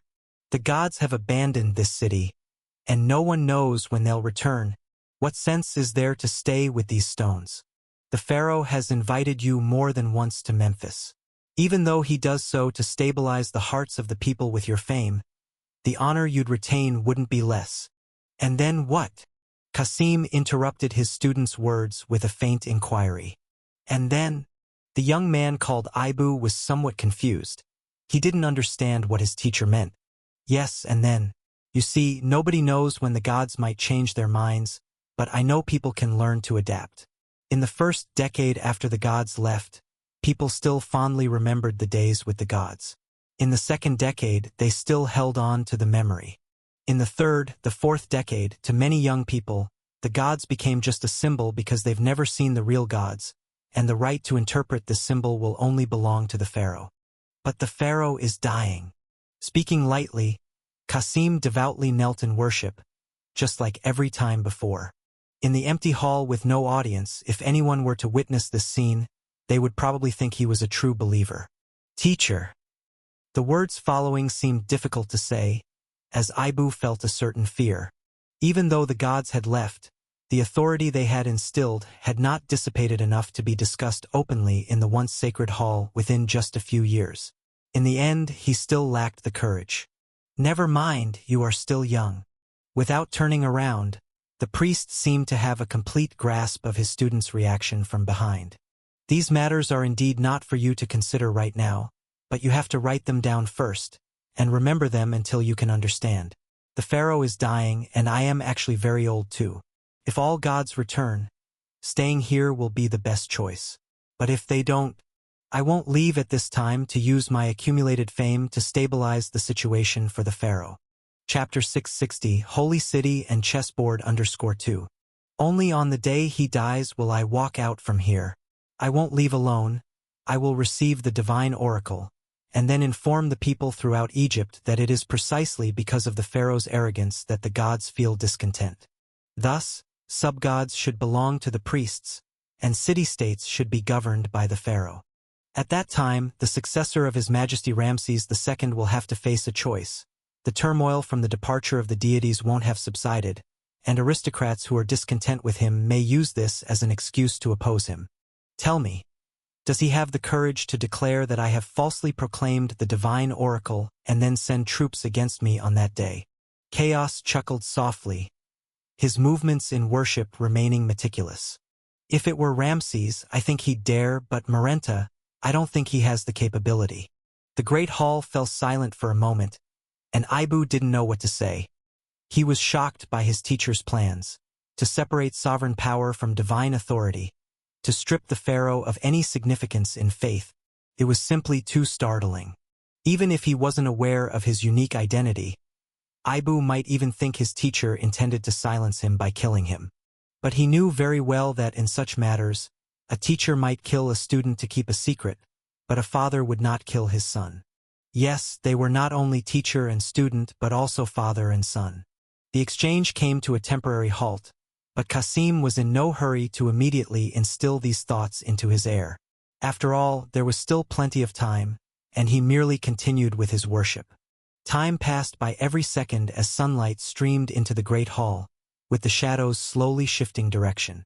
The worship of the god La was so meticulous that by modern reckoning, it would take place between 11 o'clock and 1 o'clock at noon.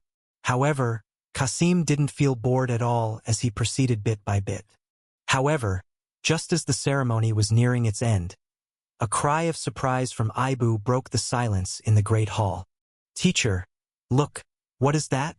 With a frown, Qasim didn't respond but continued to complete the final prostration before lifting his head to search for the reason behind his student's outcry. He planned to take this opportunity to teach his student that one must remain calm and consider any situation with the coolest head. His pupils contracted, and an energy seemed to burst forth from his aged body. In front of Qasim, the deity statue that had been silent for years began to shine. The deity seemed to communicate again through its own statue, and the next moment, the entire great hall lit up. Divine Oracle. This is a true divine oracle. With hands raised high, a stream of light fell into his palm. At that moment, all of Qasim's previous plans were cast aside from his mind. No matter what the divine oracle stated, he was now the only priest to receive an oracle since the deity's departure, and he was the deity's most devout believer. "Ibu, worship the god La with me." With a low shout, Qasim's expression was one of devout faith. Having served the deities for so long, he knew God well. He was certain that before descending with the will, La probably didn't know what he had been saying, but perhaps he could see what he was doing. Therefore, as the most devout believer of the deity, he felt extremely proud at this moment. Boom, boom, boom. It's hard to say exactly where this is, or perhaps from another perspective. This seems akin to a place similar to Chaos Sea of Origin. This is the most critical place in the world, much like the heart and brain of a person, or the marrow that produces blood. For any world, this is the most tightly guarded place, a place where even the strongest deities among the natives can only sense changes with their will. Each ripple here represents the rise and fall of the world's laws. However, at this moment, if someone could compare the before and after, they would see that this most precious place had drastically changed, as if the whole sea had been split in two. Black and gold interweave, ocean currents collide. They crisscross yet remain distinct. It's like the grandest of sights, yet it's the most terrifying thing in this world. For it means the world has been thoroughly infiltrated by someone, its staunchest outer shell shattered. Whether or not the outsider can be repelled, it's destined to be greatly weakened. God of Sun, just now. Standing on the turbulent waves, surrounded by golden swells, a sense of closeness constantly emanates. Yet Hemenu's Hades, the god of agriculture Osiris, doesn't feel safe at all.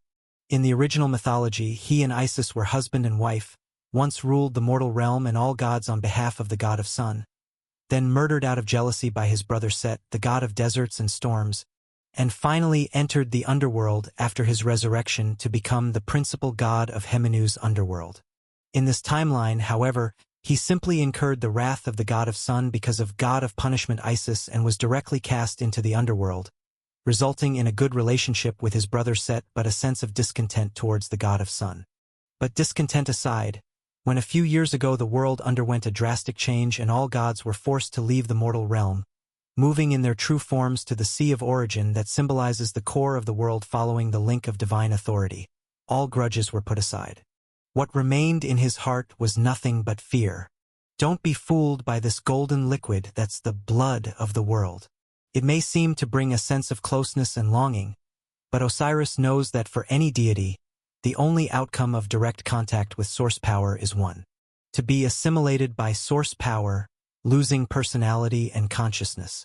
Osiris, I just tried to communicate with the outside world, La said. It was difficult, but barely successful. That source of sin has come to Memphis, the assault from the alien realm has thus intensified, but this also increased its losses, allowing me to find a slight flaw: the one who caused all these changes, he must die. Only with his death will we have a chance to breathe. Clenching his fists, atop the rolling golden ocean, the falcon-headed deity, the god of sun, looks off into the sea's horizon. La doesn't know what's so special about that mortal, but he's sure that it's the wild, reckless corruption from the alien realm that was provoked because of him.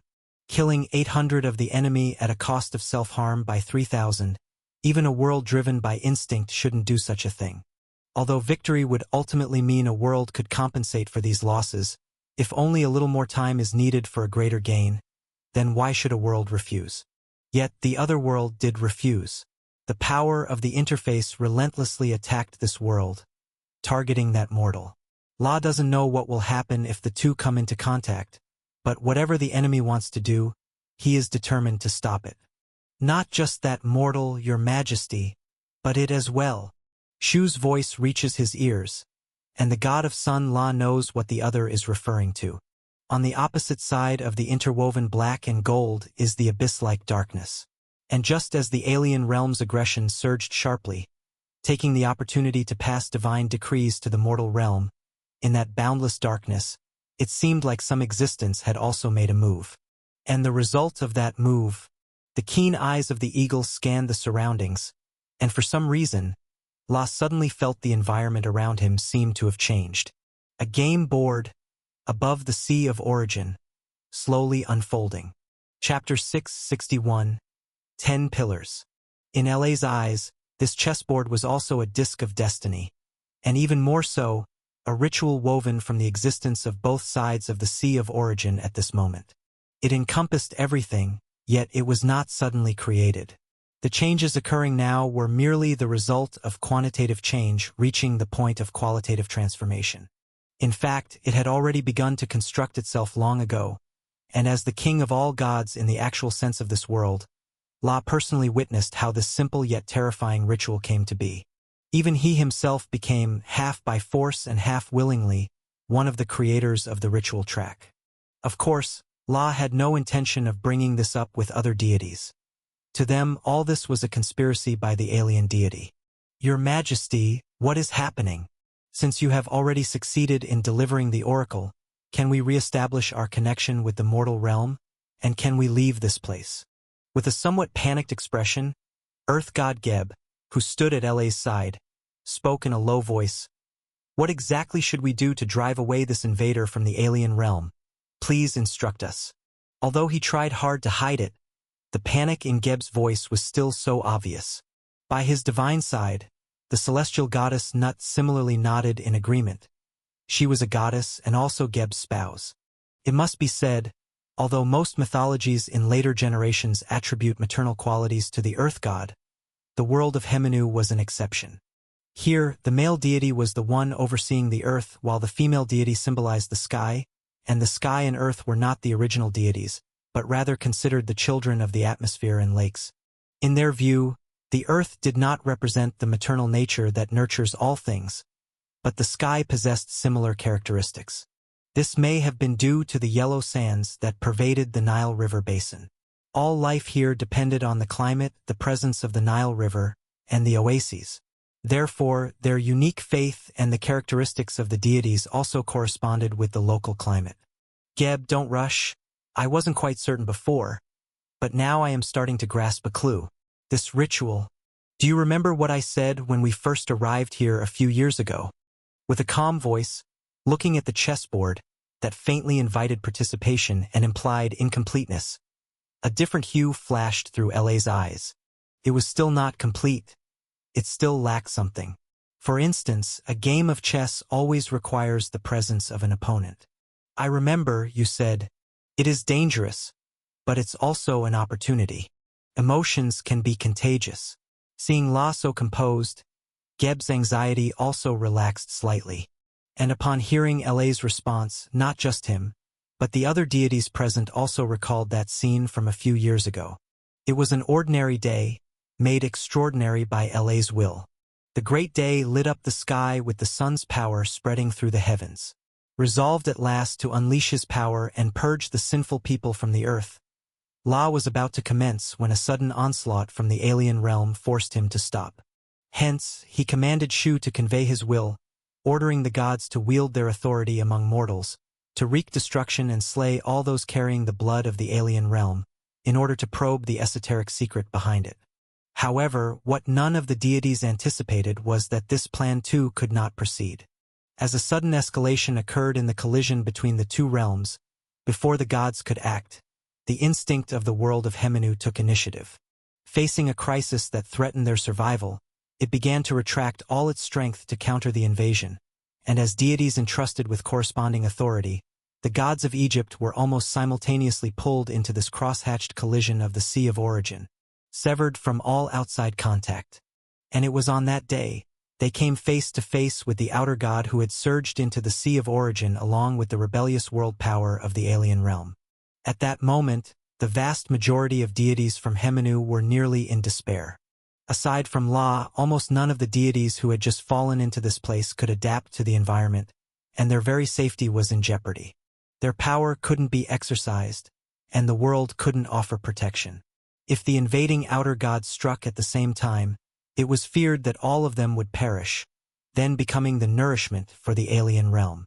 However, contrary to their expectations, this deity from the outer realms did not strike while the iron was hot but instead briefly restrained the boiling Sea of Origin, saving several deities who had accidentally come into contact with the source power from danger.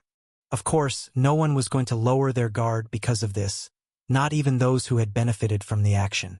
In any case, since that day, they stood off against one another across a clear boundary marked by a black and gold line, yet without any actual conflict having taken place. During this time, the deities of Hemenu tried to communicate with the other party but were only greeted with silence. Apart from the brief intervention upon arrival, the outer god stood like a shadow that obscured everything, quietly erect.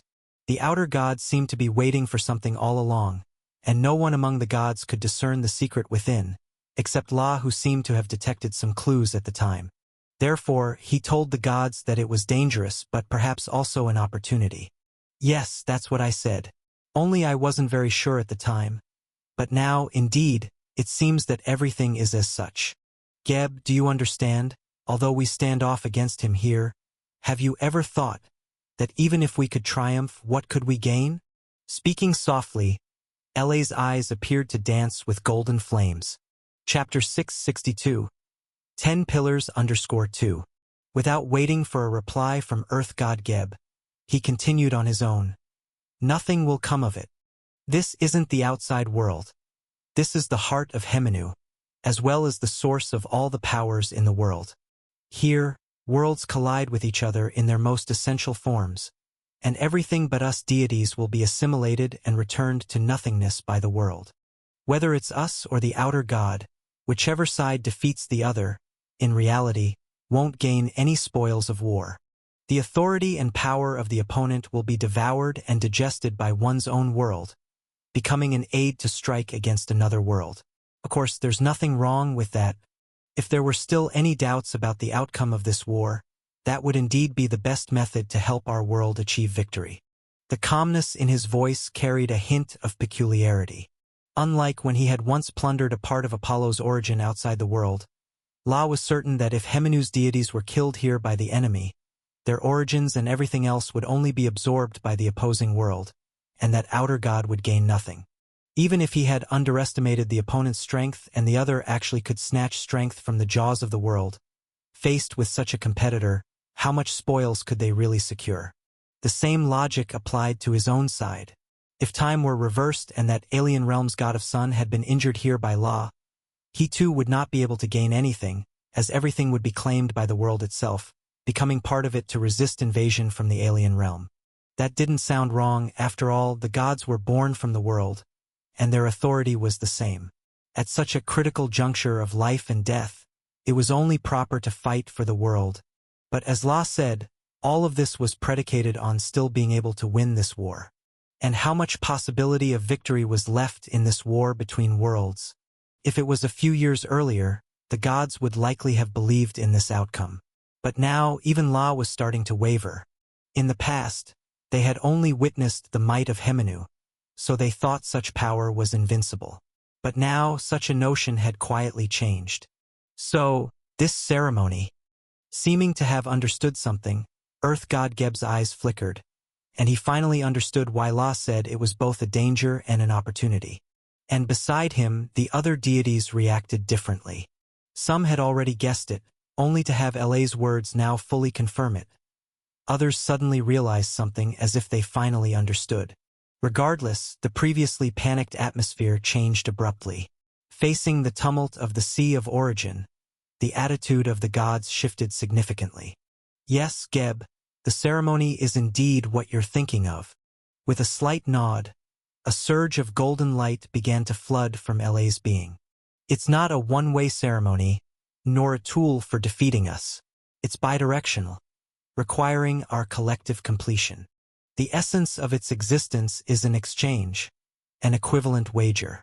While I don't know why the will of the opposing world would recognize such a strange rule, the rule itself does not lie. Every individual is a player, but their very being will also become pawns, becoming part of the gamble on the chessboard. If you lose, everything will be lost, but if you win, the opponent must also cede an equal amount of strength, and this strength will be absorbed by the victor. Absorbing the power of other gods is extremely rare in Chaos World, but for the deities of Hemenu, it is all too common. No one questioned this, nor did anyone think the other side would renege on their defeat.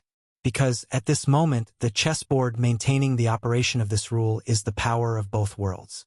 This is a ceremony that cannot be stopped once started, until one side is completely defeated. However, at this juncture, Thoth, the deity symbolizing wisdom and writing, suddenly spoke up. Your Majesty, perhaps the ceremony is indeed as you say, but there are things I still don't understand. To forego the innate absorption of power by both worlds and to hold the spoils of war in our own hands, thereby creating such a ceremony, everything is predicated on the world itself acknowledging this rule. For our world, being at a disadvantage, accepting a more fair gamble is quite normal. But the opposing world, holding an advantage, so why give us the chance to overcome our disadvantage? And why grant that outer god the legitimate right to seize power?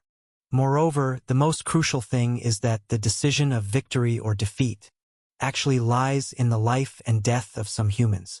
What is so special about them? Thoth didn't understand, and La didn't really understand either. It wouldn't be that the opposing world actually also wanted to kill those mortals with alien realm bloodlines, but with such an explanation, everything seemed to make sense. Nevertheless, whether it's the way it is or not, it's irrelevant to La, because what has been preventing the influence of the alien realm from reaching the mortal world was the world's own instinct preventing an invasion into its body. So whether those bearing sin blood are beings the alien realm wishes to protect or to kill, in any case, La intended to kill them, as that is the only way to win this wager. No matter what, they are all destined to perish. Now, those willing to rise, come with me. Feeling the increasingly powerful attraction of that black and gold chessboard, La took a step forward, his figure magnifying a millionfold. Size above the Sea of Origin wasn't just a visual aspect, power was the true measure of all things. The next moment, the great day seemed to ascend, and seated atop it was an immense deity of unimaginable size. You desire my power, and I likewise yearn for yours. We can lose many times, but you only have one. Mortal realm. Just as La made the choice to accept that chess game, to sit across the chessboard, up in the heights unseen by mortals, the Sea of Origin was the heart of the world, and everything that happened here would be reflected in the outer world. Thus, the next moment, 9 figures appeared to pierce through the starry sky and the sea, manifesting above the world. As their phantoms were born, they immediately reconnected with their corresponding authorities, growing and expanding ever more. In the end, the supreme god La sat atop the celestial sphere Great Sun, while the other 8 pillar gods arrayed on either side. Shu, god of air and order, symbol of drought, dryness, and exhaustion. Tefnut, rain god and goddess of moisture, embodiment of chaos, and symbol of decay. Nut, sky god, mother of stars. Geb, earth god, echo of all things. Osiris, god of vegetation, fertility, agriculture, and also the priest of judgment and death. Set, god of war, deserts, and storms, and the most powerful among the gods. Nephthys, protector of wraiths and guardian of fertility and home. And finally, in place of Isis, Thoth, god of wisdom, writing, and books, the mind most valued by La. The 9 pillar spirits were like 9 pillars that, in an instant, propped up the sky and earth of the Hemenu world. The colossal chessboard appeared in the sky, and across from them, it seemed devoid of an opponent. Indeed.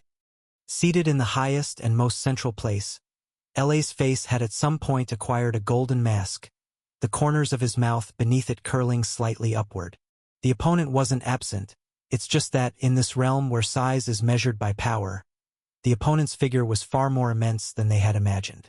Great sounds are often unheard, great forms are often unseen. Thus it seemed as though they had no adversary. Following this logic, even if all 9 of them defeated the opponent, they could never achieve true victory.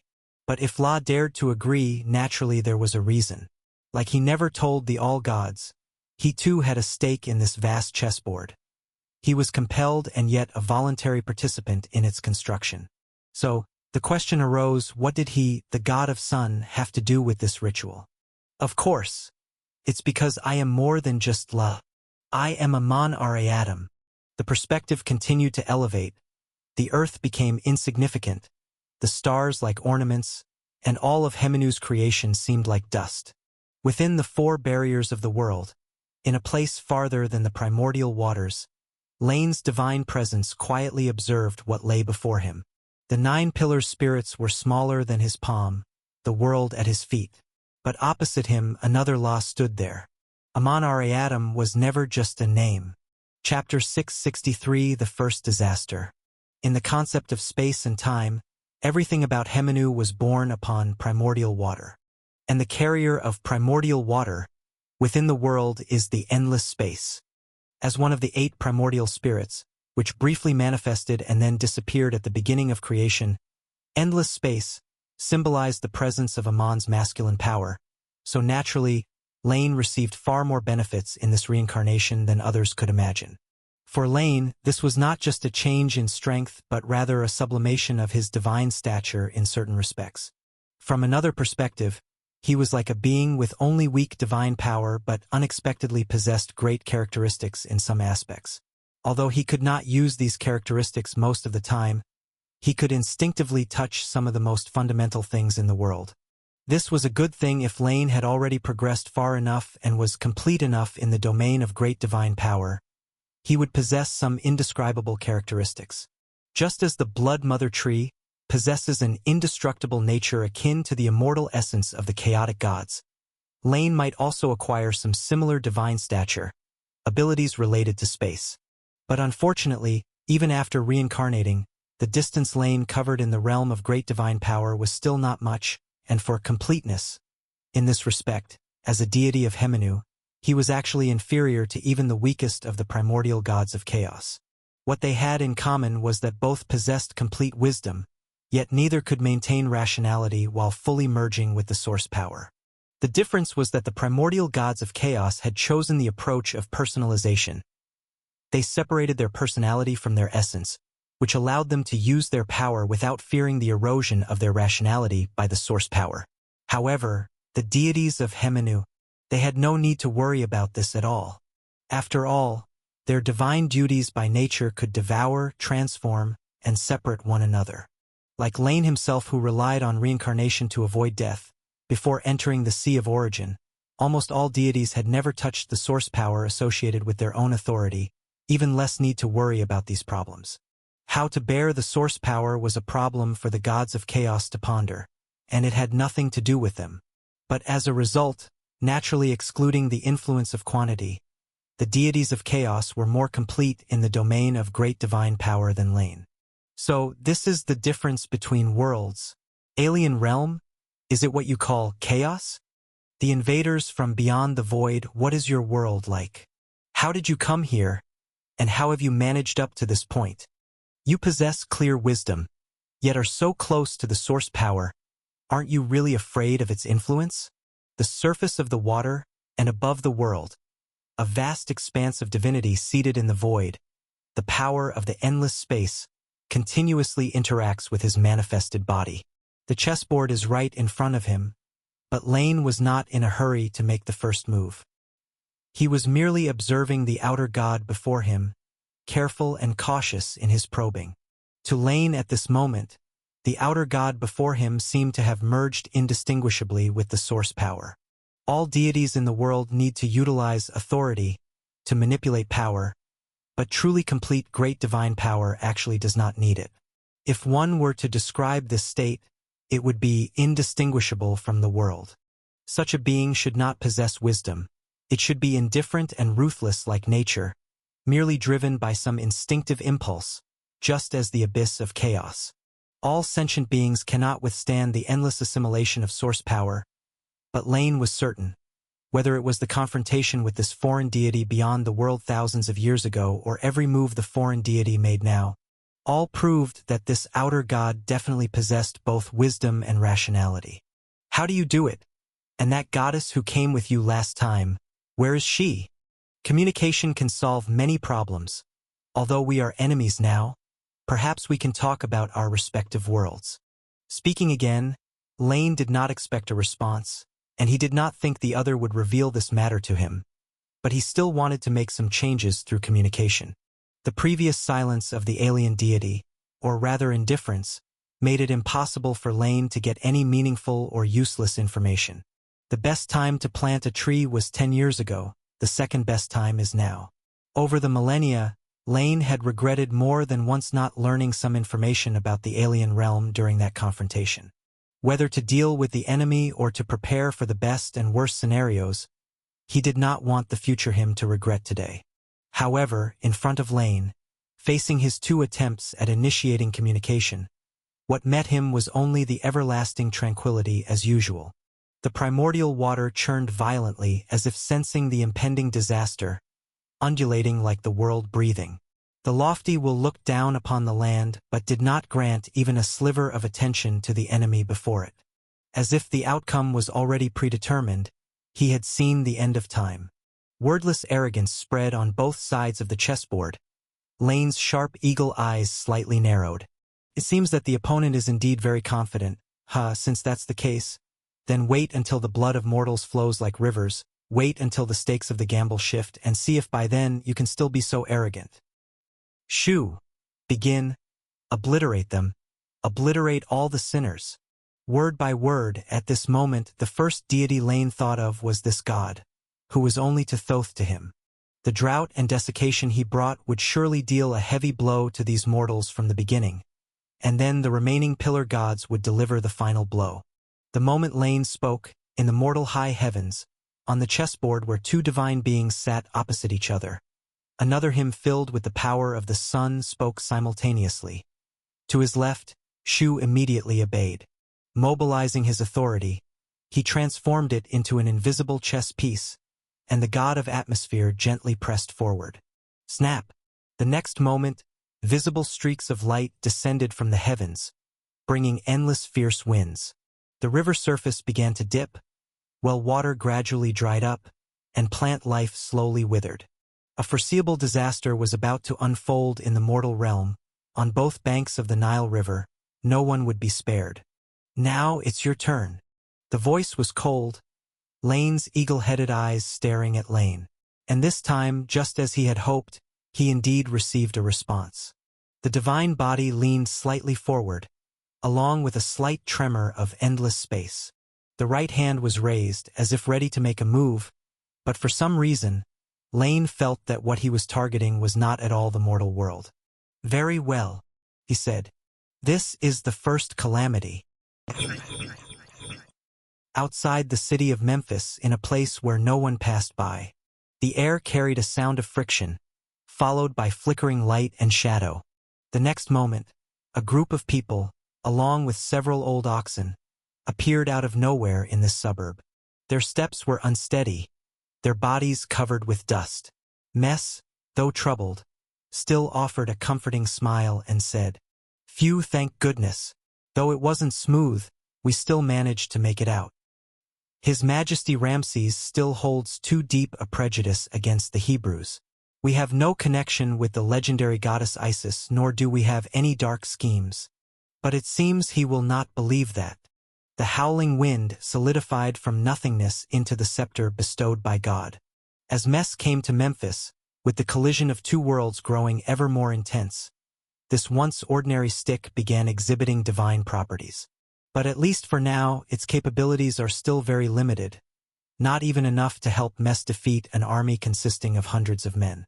"Regardless, now that things have come to this, what should we do next, Mess?" Speaking gravely, Aaron looked around.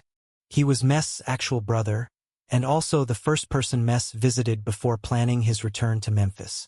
Having once been a royal foster son, Aaron had learned to read and write, possessing a status superior to other Hebrews.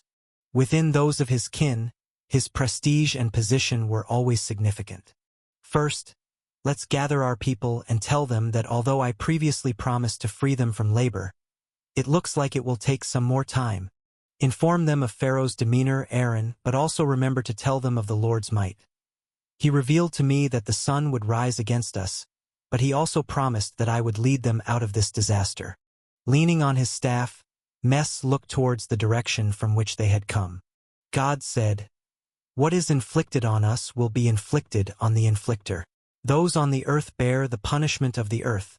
Those in the sky bear the disasters of the sky. Pharaoh will come to realize this. We just have to persevere." Aaron was somewhat silent. Yes, perhaps what Mess said was true. Although he had not witnessed any divine miracles, he was willing to believe in such a God, a protector of all Hebrews. However, even if this promise was true, before the aggressors were punished, before Pharaoh changed his heart, how many trials must they first endure? "I'll go now," he said.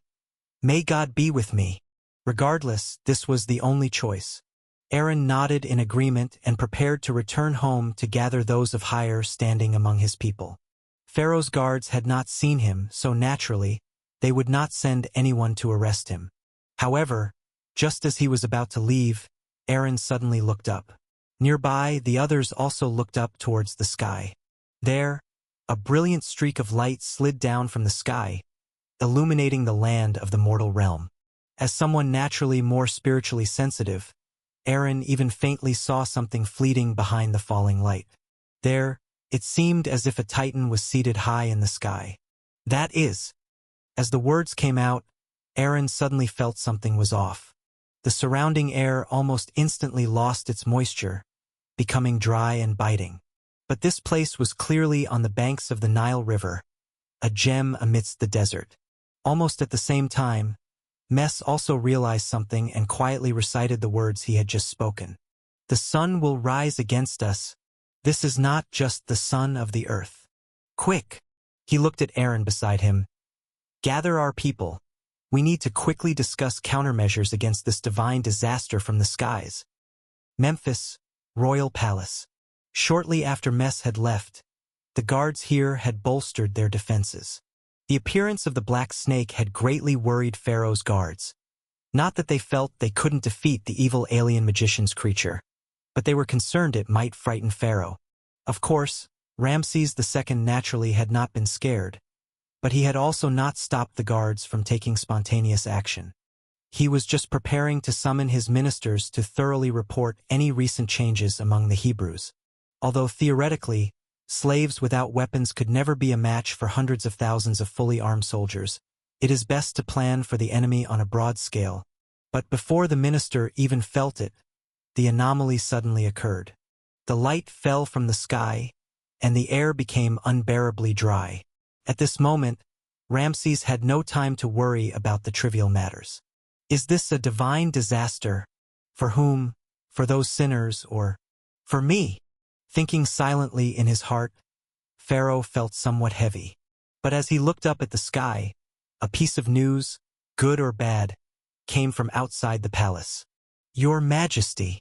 The messenger kneeled on one knee, his face filled with joy. A letter from Heliopolis. The high priest has received a divine oracle. Chapter 664 Call to Action. What did you say? Qasim also received an oracle? Inside the royal palace, Pharaoh, who had just expelled Mes, had his dual-colored crown of red and white gently swaying on his head. Unlike his demeanor in front of Mes, his voice was now cold and icy. In the mortal realm of Hemenu, Egyptians had long been divided into Upper and Lower Egypt, similar to how many countries in later times were divided into East and West or North and South. In older times, the red crown was often worn by the kings of Lower Egypt, while the white crown belonged to the rulers of Upper Egypt. But since Upper and Lower Egypt were unified under divine will, the monarchs of the dynastic era began to wear this unique dual crown of red and white. In the presence of this symbol of divine authority, the guards couldn't help but swallow their saliva in secret. Yes, Your Majesty. The urgent dispatch from the holy city reads thus. The oracle was bestowed by the deity, and everyone remaining in Heliopolis bore witness to the divine miracle emanating the light of the great day. Therefore, the high priest has sent a message, hoping you would meet with him in the holy city. There seemed to be a moment of silence in front of him, but the guard dared not raise his head. Although the vast majority of people in this era had almost no understanding of politics, it didn't mean he was unaware that Pharaoh seemed somewhat displeased at the moment. But why? An oracle from the deity should be a good thing. The guard couldn't quite understand, but as a loyal guard of Pharaoh, he still awaited his monarch's command. Another oracle. One had just departed, and now another had arrived, and this one was likely genuine. Ramses II remained composed, showing no further reaction on the surface, but he was weighing it over and over in his heart. At this time, with the strange celestial phenomena in mind, it's best if it has nothing to do with himself. Did Qasim say anything else, such as the content of the oracle? Unhurried, Ramses continued to ask. Yes, Your Majesty. The oracle decrees that those with sin blood are the claws of the evil god, and from the chaos comes a disaster. Therefore, the high god Law has commanded all gods to descend a natural disaster to eradicate these impurities, and to admonish the mortals who have not eradicated them to this day. The guard responded respectfully. In truth, he had intended to convey this earlier, but Pharaoh's attitude at the moment made him a little nervous, causing him to forget. The high priest relayed the wish of the god Law and hopes Your Majesty will execute the command promptly, and go to Heliopolis to explain your neglect at the temple. Neglect! The bit of unease in his heart dissipating, Ramses's tone was still very calm. The slight disquiet in his heart vanished. Although the deity hadn't given him instructions directly as Pharaoh, he quickly found an explanation for this. Perhaps it's indeed because he hadn't done well enough in the past few years, and the Hebrews were just outside the city. Maybe this is why the god Law was unwilling to come here. After all, the evil god, such a term was rarely heard by him. I will pray to the deity later on this matter in my palace. As Pharaoh, the near god in the mortal realm, my prayers can be heard by the deity from anywhere. As for the holy city, I will go there when the god Law descends once again. Speaking calmly, Ramses walked past the guard. He certainly wasn't going to pray in the holy city, for that would be no different than admitting the high priest's connection with the deity was stronger than Pharaoh's. He didn't know if that old man, as old as himself, had made such a suggestion unintentionally or deliberately, but he would not give him that opportunity. As long as he fulfilled the contents of the oracle, it's very likely the temperaments of the Egyptian deities wouldn't care about such a trivial matter. These old fellows have arrived quite quickly, much more diligent than usual, probably frightened not a little by the celestial phenomena. Outside the royal palace, a dry, withering airflow howled across the sky, and moisture steadily vanished. Undoubtedly, this was the power of one of the 9 pillar gods, Shu. Ramses II had met this divine messenger of the god Law more than once and knew he held him in high regard, so Pharaoh could roughly guess the effects of the natural disaster Shu would create. Since the target of the disaster wasn't himself, everything would be easy to handle. Not far away, the minister who had been summoned earlier was stepping down from his chariot and approaching the palace. They were here to report on the recent movements of the Hebrews, but compared to the usual pace, today they had arrived with surprising speed. "Guard, tell them not to come over." With a light wave of his hand, Pharaoh calmly ordered, "Tell them, the high priest's prayers to the deity have been answered. The gods are enraged by these sin people. Hence God Law has commanded all gods to bring down a disaster. However, the strength of the god Shu is so great that while his wrath will certainly punish these sin people, it will also affect the children of Egypt. Of course, as Pharaoh, I will certainly resolve these matters beyond the capabilities of the high priest. Order the people of Memphis to draw water from the Nile River, for the god Shu's power will cause the wells to dry up. But the Nile is the only mother river of Upper and Lower Egypt that will not fail. As for the Hebrews to be punished by the deity, let them continue their labor but also provide them with water, to demonstrate our mercy. But remember, you only need to deliver 1/3. As a monarch celebrated by posterity, Ramses II was indeed far stronger than those later descendants of his who were only remembered in some scriptures for being obstinate and nothing else. In almost an instant, he had figured out how to take advantage of this divine punishment to smoothly deal with those sin people without causing too much loss. Chapter 665 Summoning _2. Although Egypt lacked a systematic military treatise, Ramses II, with a lifetime of experience, still knew the principles of a desperate army will win, and besiege 3 sides, leaving one open. To strike down an enemy, one must not corner them, for a desperate retaliation would cause great injury, and might even allow them to find a way out of a hopeless situation. Only by giving them a glimmer of hope, then sowing discord within their ranks, and finally employing the hilt of the sword, can problems be resolved without bloodshed. Directly deploying a large army to annihilate them is the most foolish act. Not only would it cause substantial losses, but it also makes it easy for people to notice and escape into the wilderness. It is not so easy to trap hundreds of thousands of people, especially with a leader who can perform witchcraft, but now it was different.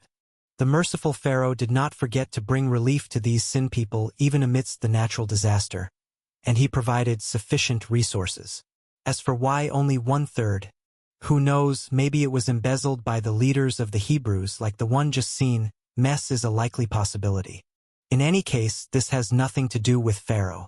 You will have to choose whether to face the swords of the army with your lives or to snatch the resources needed for survival from your own people. Most of the sin people would surely make the right choice.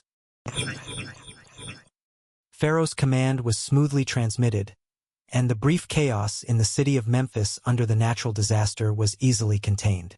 Now, Egypt had plentiful food stores, and although the water level of the Nile River had dropped, this mother river that runs through the world was not dried up. So when Pharaoh came forward to comfort the people, and the ministers quickly organized manpower to transport water sources, the turmoil was quickly appeased. The disaster that Shu's divine power brought to the mortal realm was terrifying, but after all, it was a macro disturbance of the world's meteorology from a place far from the mortal realm, and such a pure natural disaster, while effective, was not enough to instantly destroy a dynasty. However, just because the Egyptians had no problems, it did not mean that the Hebrews outside the city were not troubled. Before, Mes had fled from the city, and let Aaron quickly gather his people. He told them that Pharaoh had refused his request and might even resort to force against them. But they did not wait for the force. An increase in hard labor and natural disasters came one after another. As a result, resentment arose among the people, some of it directed at Pharaoh, but more of it was aimed at Mes. Previously, as slaves, most of them had been forced to get used to this life. If someone could lead them out of their plight at this time, they would naturally be grateful. But if the newcomer not only failed to bring immediate relief but in fact intensified their suffering, compared to the cruel oppressors, most people would probably prefer to blame the good person who did not do well enough. And this resentment only grew in the following days. As well after wells started drying up, panic began to spread among the Hebrews. At this time, Pharaoh unexpectedly extended a helping hand to them, but the people who had just breathed a sigh of relief soon found that their water was still not enough. Gradually, doubts began to spread among the people. On that day, standing on a hillside outside the city, Mes gazed at the distant Nile River and sighed in his heart. Aaron, how did the negotiation turn out? Without turning around, Mes knew the person who had come behind him, and the only response was another sigh. The guards rejected my request. They think allowing the Hebrews to draw water from the Nile River is not only a desecration of the Egyptian gods but also delays the work schedule. There's also the chance that some people might take the opportunity to escape. They claim to have already transported enough resources for our survival. I tried to tell them it's not enough. I also tried to explain to the people, but, most can only see thousands and thousands of water jars being brought into the camp. Yet their ability to calculate hasn't the faintest idea whether this seemingly large number is enough for hundreds of thousands of people. I understand, Aaron. It's not their fault. Even I cannot possibly calculate by myself the exact amount of resources needed by hundreds of thousands of people. With a heavy expression, Mes' biggest worry was not about this. There's still a lot of our water reserves left, but Aaron, I've heard that there are some unfavorable, discontented speeches among the people against the Lord recently. Yes. Nodding, Aaron affirmed Mes' words. That is what must be stopped, Aaron. It's a disaster. Turning around, Mes looked directly into his brother's eyes. The revelation God has granted me tells me that if the Hebrews wish to escape eternal bondage, they must first endure suffering. Even devout believers may die, and the non-devout. I know, Mes, but you have been here too short a time. Neither you nor God have established sufficient authority. There are even many who feel that before you and your faith, they were better off. Lost for words, Mes knew he could explain a lot. For example, how could one be content with a bone thrown by the master and ignore his own status as a slave? Or how the current suffering is only temporary, and if the devout unite, they will surely find relief in the future.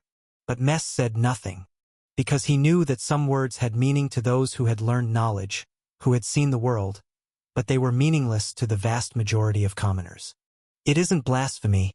It's mere ignorance, and it's human nature. They need to listen to God's teachings to do good, to wash away the sins brought by ignorance, but we don't have that much time. So this is the future that God has seen? He doesn't necessarily want us to suffer before we can be delivered. He just sees through the years, knowing all will eventually come to such an end. Taking out the staff gifted by God, Mes felt its power. Although it had grown much stronger, it was still far from capable of birthing true greatness. He could not summon heavy rain or draw in tributaries of the Nile River. He could strike stones to bring forth the hidden water beneath the earth. But at this moment the divine power of the staff was far from enough to create a water source for hundreds of thousands. At this moment, it seemed Mes once again understood God's profound intentions. The divine power of the staff rose with tribulation. Likewise, those who were non-devout, those with weak minds, would also die in hardship. God had granted him great strength, but in the end, he could only use it to save the most devout of his people. Let's think of something, he said. We will find a way, at least not so many should die at the start. Shaking his head slightly, Aaron didn't know what else they could think of. The arid wind blew in the sky, and in the distance of the land, yellow sand began to rise.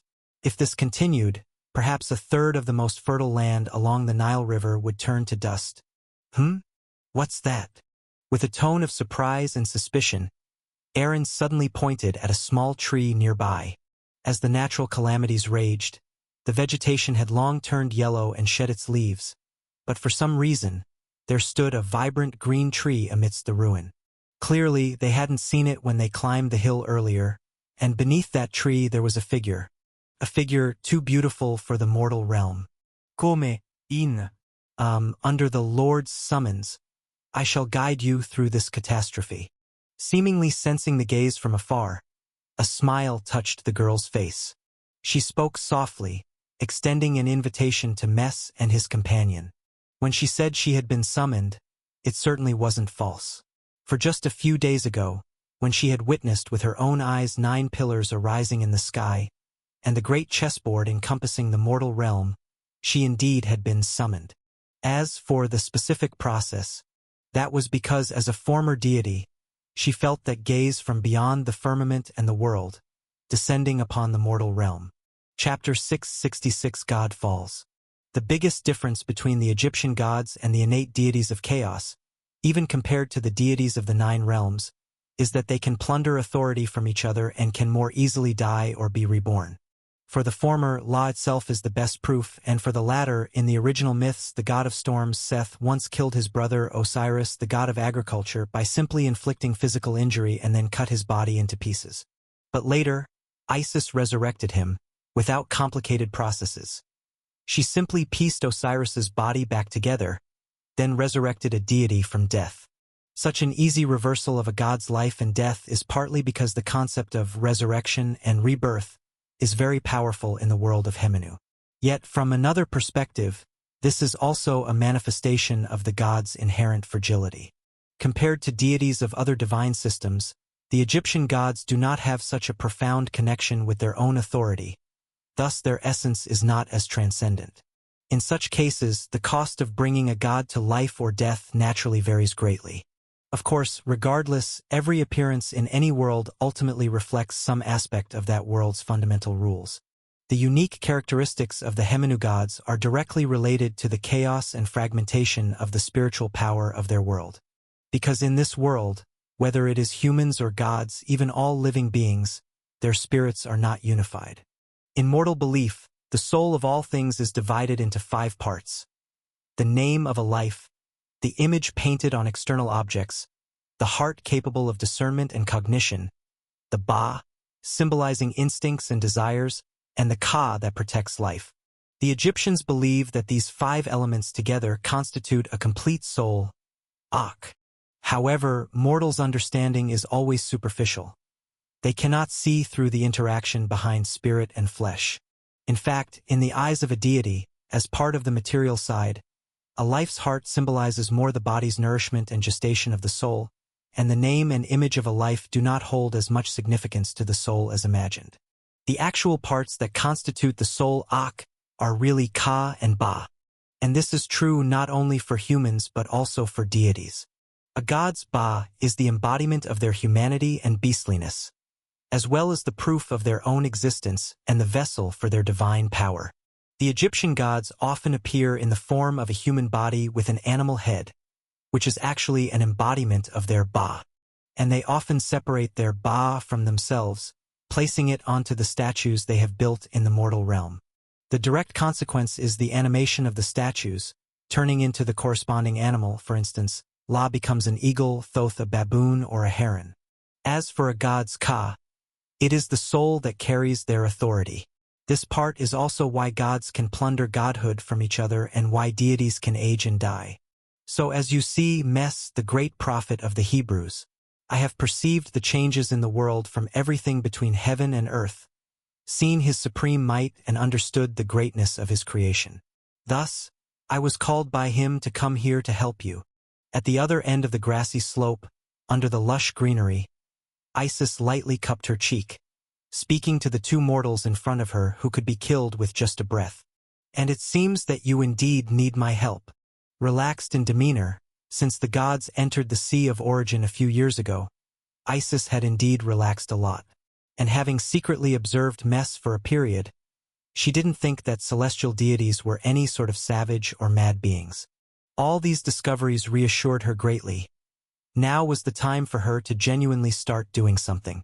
As a former goddess of life, Isis's understanding of life and spirit is arguably the most profound among the Hemenu gods.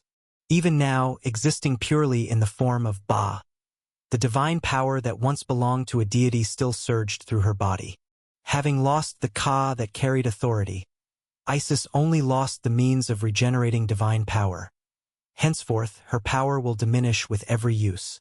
However, over the past thousands of years, apart from maintaining her eternal youth and life, she never squandered her remaining legacy. Therefore, being in the mortal realm, resolving the grand natural disasters created by Shu high above was not such a difficult task for Isis. Madam, the righteous called by the Lord. Though somewhat skeptical, since the scepter in his hand gave no warning, even at their first meeting, Mes still trusted this unfamiliar lady. As you said, we indeed need your help now. The Lord's followers are suffering from the disasters wrought by the deities of barbarous nations. Their lives are hard to sustain. Although we can solve other problems, a person can go 10 days without food, but not 10 days without water. That's easy to solve. I can take care of this problem. Her lips slightly upturned. A smile seemed to briefly cross the young woman's face. However, I've heard that while an individual can maintain the purity of faith, a people cannot. Great prophet of the Hebrews, can you guarantee to me that every single person saved with my help will remain a follower of God? I can't see into their hearts, madam, but I will certainly try my best to discern. After a moment's silence, Mes made a promise. Very well, since that's the case, then I will solve this problem for you. Chapter 667 God falls _2. Smiling and nodding, Isis raised her immaculate wrist. On it, a string of emerald gemstones sparkled brilliantly. She took off the bracelet, separated the gemstones, and then cradled them in her hand. This is my favorite piece of jewelry, but now I am offering it to the servant of God. Go and find a patch of land, plant them there. The unceasing spring of life will gush forth from it, healing wounds and ailments, sweeping away hunger and discord. But remember, great prophet of the Hebrews, this is a gift I respectfully offer to the believers of God. The faithless may drink from it, that is your right, but those who speak arrogance must never be included. Life is both a blessing and a curse. I will keep that in mind, my lady. With solemn expression, Mes accepted the emerald gemstones. Thank you for your help. From this day forward, the Hebrews will forever remember your grace, unto eternity. I hope so, although I don't really care much about that. Looking somewhat mysterious, as the once goddess of life and magic, Isis's interactions with humans were not few. Since she relinquished her divinity, such observations had become even more frequent. She was certain that no gratitude was everlasting. If not even the undying gods managed that, then all the more so for perishable mortals. Tisk, compared to mortals, indeed, watching you is the most interesting. The chessboard in the sky, Shu, who made the first move, truly an old acquaintance. Signaling that Mes and Aaron could leave, the young girl looked up at the sky, her face sweet and sincere with laughter. Io, that mortal of Otherworld who shared a split fate with me. When you delivered LA's judgment upon her, you never showed mercy, Shu. You were the first to act, so you are the first to pay the price. Your move has been negated by me, so what will you use to resist his move? Despite looking far into the distance, it was regrettable that Isis still couldn't see beyond the primordial water, to the place on the celestial chessboard in the sky that felt slightly dimmed. It was as if the light had been obscured, beneath the shadow, just where the chessboard seemed to blanket the sky. Since Mes returned to the Egyptian-designated settlement area for the Hebrews with 10 gemstones, the crowd, previously like a cauldron on the brink of boiling, quickly stabilized. Where the gemstones fell to the ground, they became wells flowing with sweet and palatable well water. The water shaped by divine power even made those who drank from it gradually grow stronger, turning the frail robust. Of course, behind any good deed, there often occur some not-so-good episodes. Because of the warning Isis left before her departure, Mes had Aaron tell everyone who came to drink. The Hebrews who believed in the Egyptian gods could not drink the water from the wells until they converted. Those who had blamed God for the natural disasters and their pain would never be allowed to drink the well water. The water brought by the Egyptians was theirs to drink. Because of this issue, Aaron once spoke out to advise. Not because he thought Mes' approach was too harsh, but quite the opposite. He felt it was too lenient. Those who attributed disasters and suffering to God should be killed, or at the very least expelled to serve as a warning to others, but Mess refused his suggestion.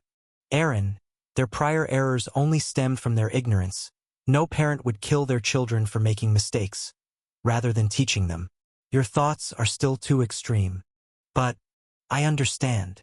Parting his lips slightly, Aaron was tempted to ask whether the relationship between God and the Hebrews was truly that of a parent and child. But the words didn't leave his lips. Unlike Mess, who had received divine revelation, he naturally wasn't qualified to judge. Yet in his heart, he always felt that something was wrong. So the matter was temporarily settled. As the natural disasters from the sky, from Shu, became increasingly severe in Hemenu's mortal realm, the water level of the Nile River also sunk lower and lower. Pharaoh had no choice but to send more people to the river to fetch water, but what he found inconceivable was that Sin people, who lacked water sources, had not yet erupted in internal riots. In the midst of the chaotic natural disasters, a large number of refugees from Upper and Lower Egypt began to draw near to Memphis, and the impact of this disaster was far from over. Under the force of nature, the devotion to all gods among mortals burst forth. A great number of devout believers started to approach Heliopolis, to see the high priest who was said to have received a divine revelation. In response to this, both Pharaoh and the priests in the holy city remained silent, as if this event had never happened. Pharaoh continued to handle state affairs, closely monitoring the Hebrews' movements. Priests, as before, worshipped Lah, praying for divine grace with the arriving believers. The number of the dead began to rise, even within the Hebrew settlement. There were plenty of deaths. There were those who refused to abandon their faith in the Egyptian gods and ultimately died of disease, and those who claimed to be devout followers, but in the end had their life sucked away by the power in the well water, turning into mummies. However, no matter what, at least under the first plague, the losses of the Hebrews were not as great as imagined, thanks to the help of Isis. So on that day, scepter in hand, Mess stood once again in front of Pharaoh's royal palace and strode in. He knew that the disaster was a punishment from the Egyptian gods, but this was also the confidence that brought him here. The calamity sent down by the deity was indiscriminate. If Pharaoh was unwilling to let them go, then they too would have to suffer an equal disaster. I have come to visit you again, your majesty. The scepter gently touched the ground. An invisible force repelled two approaching guards. Mess looked at the pharaoh inside the royal palace and loudly repeated his previous demand. Your majesty, please release the stationed soldiers and allow my people to go and hold a feast to my God in the wilderness. Otherwise, I fear the disaster sent from above will not subside. When Mess stepped into the royal palace again, as the two worlds' monarchs met once more in the mortal realm, a faint sound spread between heaven and earth. In the skies before the game board, sitting to the left of the great sun orb, where Lah resided, the god of wind and atmosphere, Shu, knew that he had lost this round. But he was not concerned because the stake of the gods was dominion, his card, a part of him but not all of his life. At that moment, seated before the game board, Shu was just slightly regretful that he hadn't caused great harm to those sinners with his own move. Nevertheless, it didn't matter, for he had another guess. Perhaps once he lost his dominion, he could return to the mortal realm, and then deal with those mortals by himself. As for the bet he lost, Shu wasn't too concerned about it either because, after all, there were 9 rounds in this game. The 9 pillar gods had readily obeyed La's command to join the game, even placing their pieces as he directed, because they had sworn with him in the Sea of Origin that as long as they ultimately won, the gods who lost their strength could regain what they had lost, and the gained strength would be distributed evenly according to the original power's magnitude. So at this moment, Shu was not only unworried for himself but was considering how to quickly exterminate all those mortals with sin blood. But I have already made my move. This howling disaster is the proof. But what about him? Could it be those springs that suddenly emerged? Somewhat puzzled, Shu felt just a bit irritable. For some reason, a sudden, inexplicable panic began to rise in his heart, as if the next moment his own life was about to end. Chapter 668 Wind and Wilderness. In the material world, the lighter the object, the less strength it needs to be moved. In the mystical world, the more powerful the object, the greater the force required to change it. Seated upon the primordial water, the forces of infinite space and the 7 layers of the spirit realm circled beside the 2 chess players. Under this enormous bulk, even space and time bent. 1 month in the mortal realm was but a moment under the sky vault. LA's order to Shu God to bring calamities seemed to have been given just a moment ago, right before him, as the hand of God had just reached out from beyond the world. Yet in that instant, LA's face had become incredibly grim. His gaze was directed toward the realm of mortals, towards the hill outside the city of Memphis. Separated by the Sea of Origin and the mortal realm, the other 9 pillars' spirits' perception of everything on earth had become much blurrier. But they did not know what happened. In front of La, the divine power emanating from the mortal realm was all too familiar and clear. Thousands of years ago, when that abrupt nightmare occurred, La, having received a warning from the world, had issued an order. He executed a deity for the first time, and it was the only true God he had killed after devouring his predecessor, the Lord of the Sun Adam. From that day on, no new life was born in the mortal world for 3 years, and magicians ceased to exist on earth. But La did not regret it. To eliminate a danger at its inception was a choice anyone would make. He only felt some regret because La always thought that Isis was the most talented and imaginative among the 9 pillar gods. Perhaps magic and life could converge in her hands, shining even brighter, and perhaps break the limitations of the gods, possessing a might close to his own. Then, on that day, Hemenu's world would be more perfect under LA's rule, and finally, something would exist that could make him even stronger. After all, although the deities of Egypt could devour each other's divine authority, if it involved the strong consuming the weak, it would conversely diminish his godly power. Hence, La had never done anything similar after devouring Adam. But now, what did he see? Isis, you dare betray me? Betray this world? Even now, you have sided with the outer gods. La spoke each word deliberately, somewhat in disbelief. Compared to the invasion of the outer realms, he found it even more unacceptable that someone dared to decide to betray him so long ago. He admitted he had some undesirable thoughts, but not only had La never revealed them, he never put them into any form of action. And yet, before he did anything, Isis had already chosen to betray him. After all, since she was still alive, it meant that the one who had died before was just a body double. Undoubtedly, this proved that long before La received the world's warning and decided to make a move against Isis, she had already prepared to fake her death and escape. And right under his watch, La was completely unaware of it. Isis, you had already encountered those of alien bloodlines. Traitor! A low shout of anger echoed in the void, causing ripples in the surrounding space.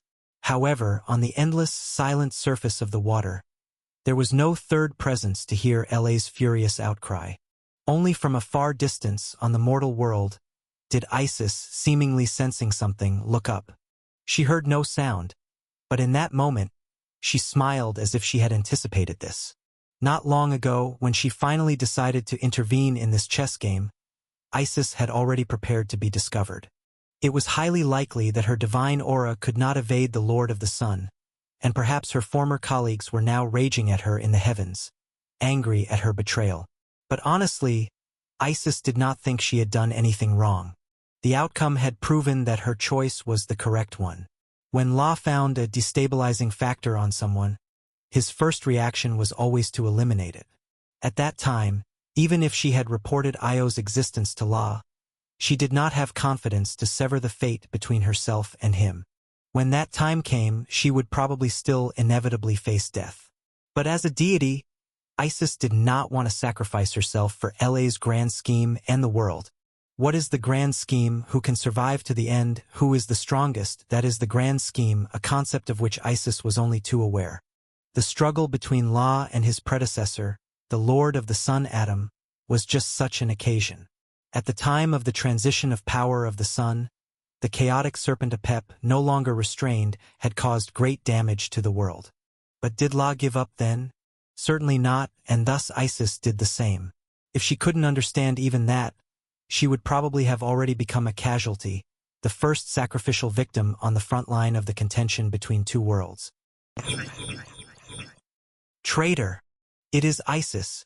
She is still alive, divided in twain, stationed in two places. La, bearing the names Adam and Ammon, was far above on the primordial water, but his solar aspect was ranked alongside the 9 pillar gods. And at one end of the chessboard, seated upon the great sun orb, compared to the self that bore by, composed entirely of the residents of the solar authority, known as Ka, La, although equally angry, did not undergo such intense emotional fluctuations. His expression turned solemn. La felt the gaze directed at him due to his reaction. Isis's presence had disrupted his steps. The prior probes could likely not continue. Originally, La had planned to use the 9 pillar gods as pawns, gradually probing the methods of the outer gods while simultaneously weakening the power of the Hebrews, ultimately creating a solar collapse himself at any cost to achieve his goal in one fell swoop. Chapter 669 Wind and Wilderness _2. Even if that would mean dying once again, that was an acceptable price to pay. Last time he was resurrected, La had successfully fused with the power of Ammon, and as long as he could achieve ultimate victory, La did not mind doing it all over again, then assimilating the departure of the outer god as another part of himself. But now there was a problem with the plan. Isis was still in the mortal realm. She had taken the side of the outer god, and with her help, stoking the flame strategy was just slow suicide. Your Majesty, what did you say? Isn't Isis already dead? Why did you suddenly bring her up? With a forced smile, a stronger sense of panic surged in Shu's heart on LA's left side. Isis, the traitor, what does that mean? Actually, he already had a guess in his mind, but Shu still looked up at the figure with the head of an eagle and the body of a man in the celestial sphere, seeking some comfort. Even if it were as he feared, it shouldn't have anything to do with him. However, La did not look at him, and only a look of regret flashed in his eyes. Nut, Set, and Tefnut, you will all strike together, bring down torrential rain and sandstorms, and drive all life in the sky, letting the morning star fall towards the mortal realm. Thoth, you have inherited Isis's position, so it will be up to you to deal with her interference. Try to reduce the chances of her meddling, then create as much death as possible to prepare for the next step. Rest assured, without Isis, the outer god will have to personally protect those mortals from the alien realm. Your Majesty, what do you mean? Interrupting LA's words, disregarding past dignity, Shu asked loudly. Do you mean Isis is still alive? But you said without her, the outer god will have to personally protect those mortals. So what is he going to do now? Target the pharaoh's dynasty in the mortal realm? A moment of silence, with no answer. La also did not know what to say. But soon enough, he would not have to say anything. Because just above the world, atop the surface of the primordial water, a vast shadow had already engulfed the chessboard. The world shuddered. The laws resonated. When the hand of God descended from the void, the sea of origin, as if foreseeing something, could not help but set off a great surge. According to the rules of this chess game, the winner would take the loser's authority. However, the stakes were supposed to be exchanged only after the conclusion.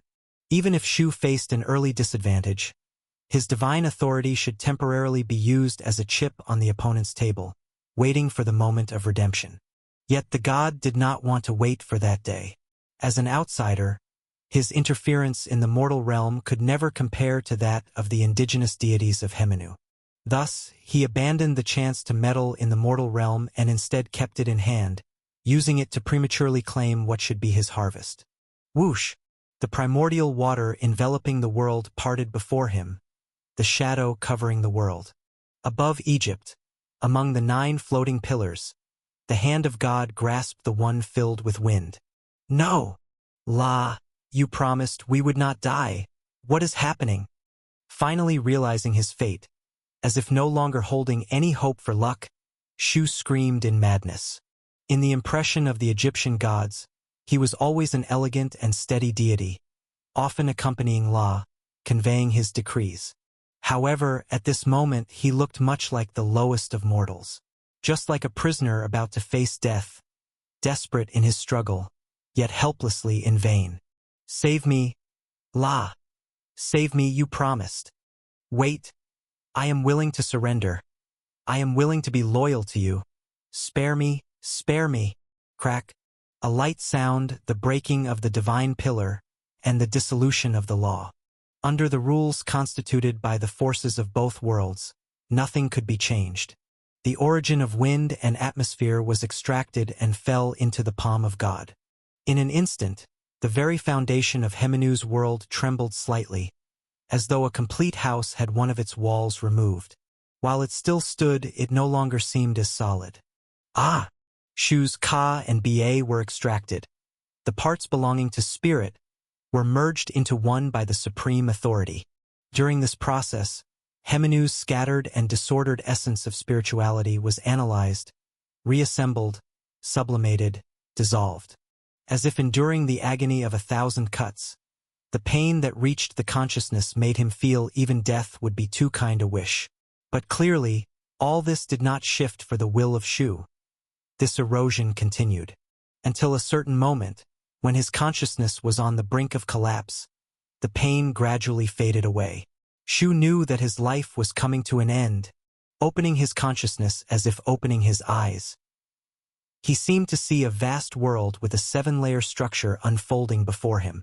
Its origin was cheering, leaping, welcoming the arrival of nutrients, and he, himself, was that very nourishment. Is this the alien realm? At the end of his life, looking at the source of fear that the all-gods had always been afraid of, Shu's consciousness vibrated for the last time.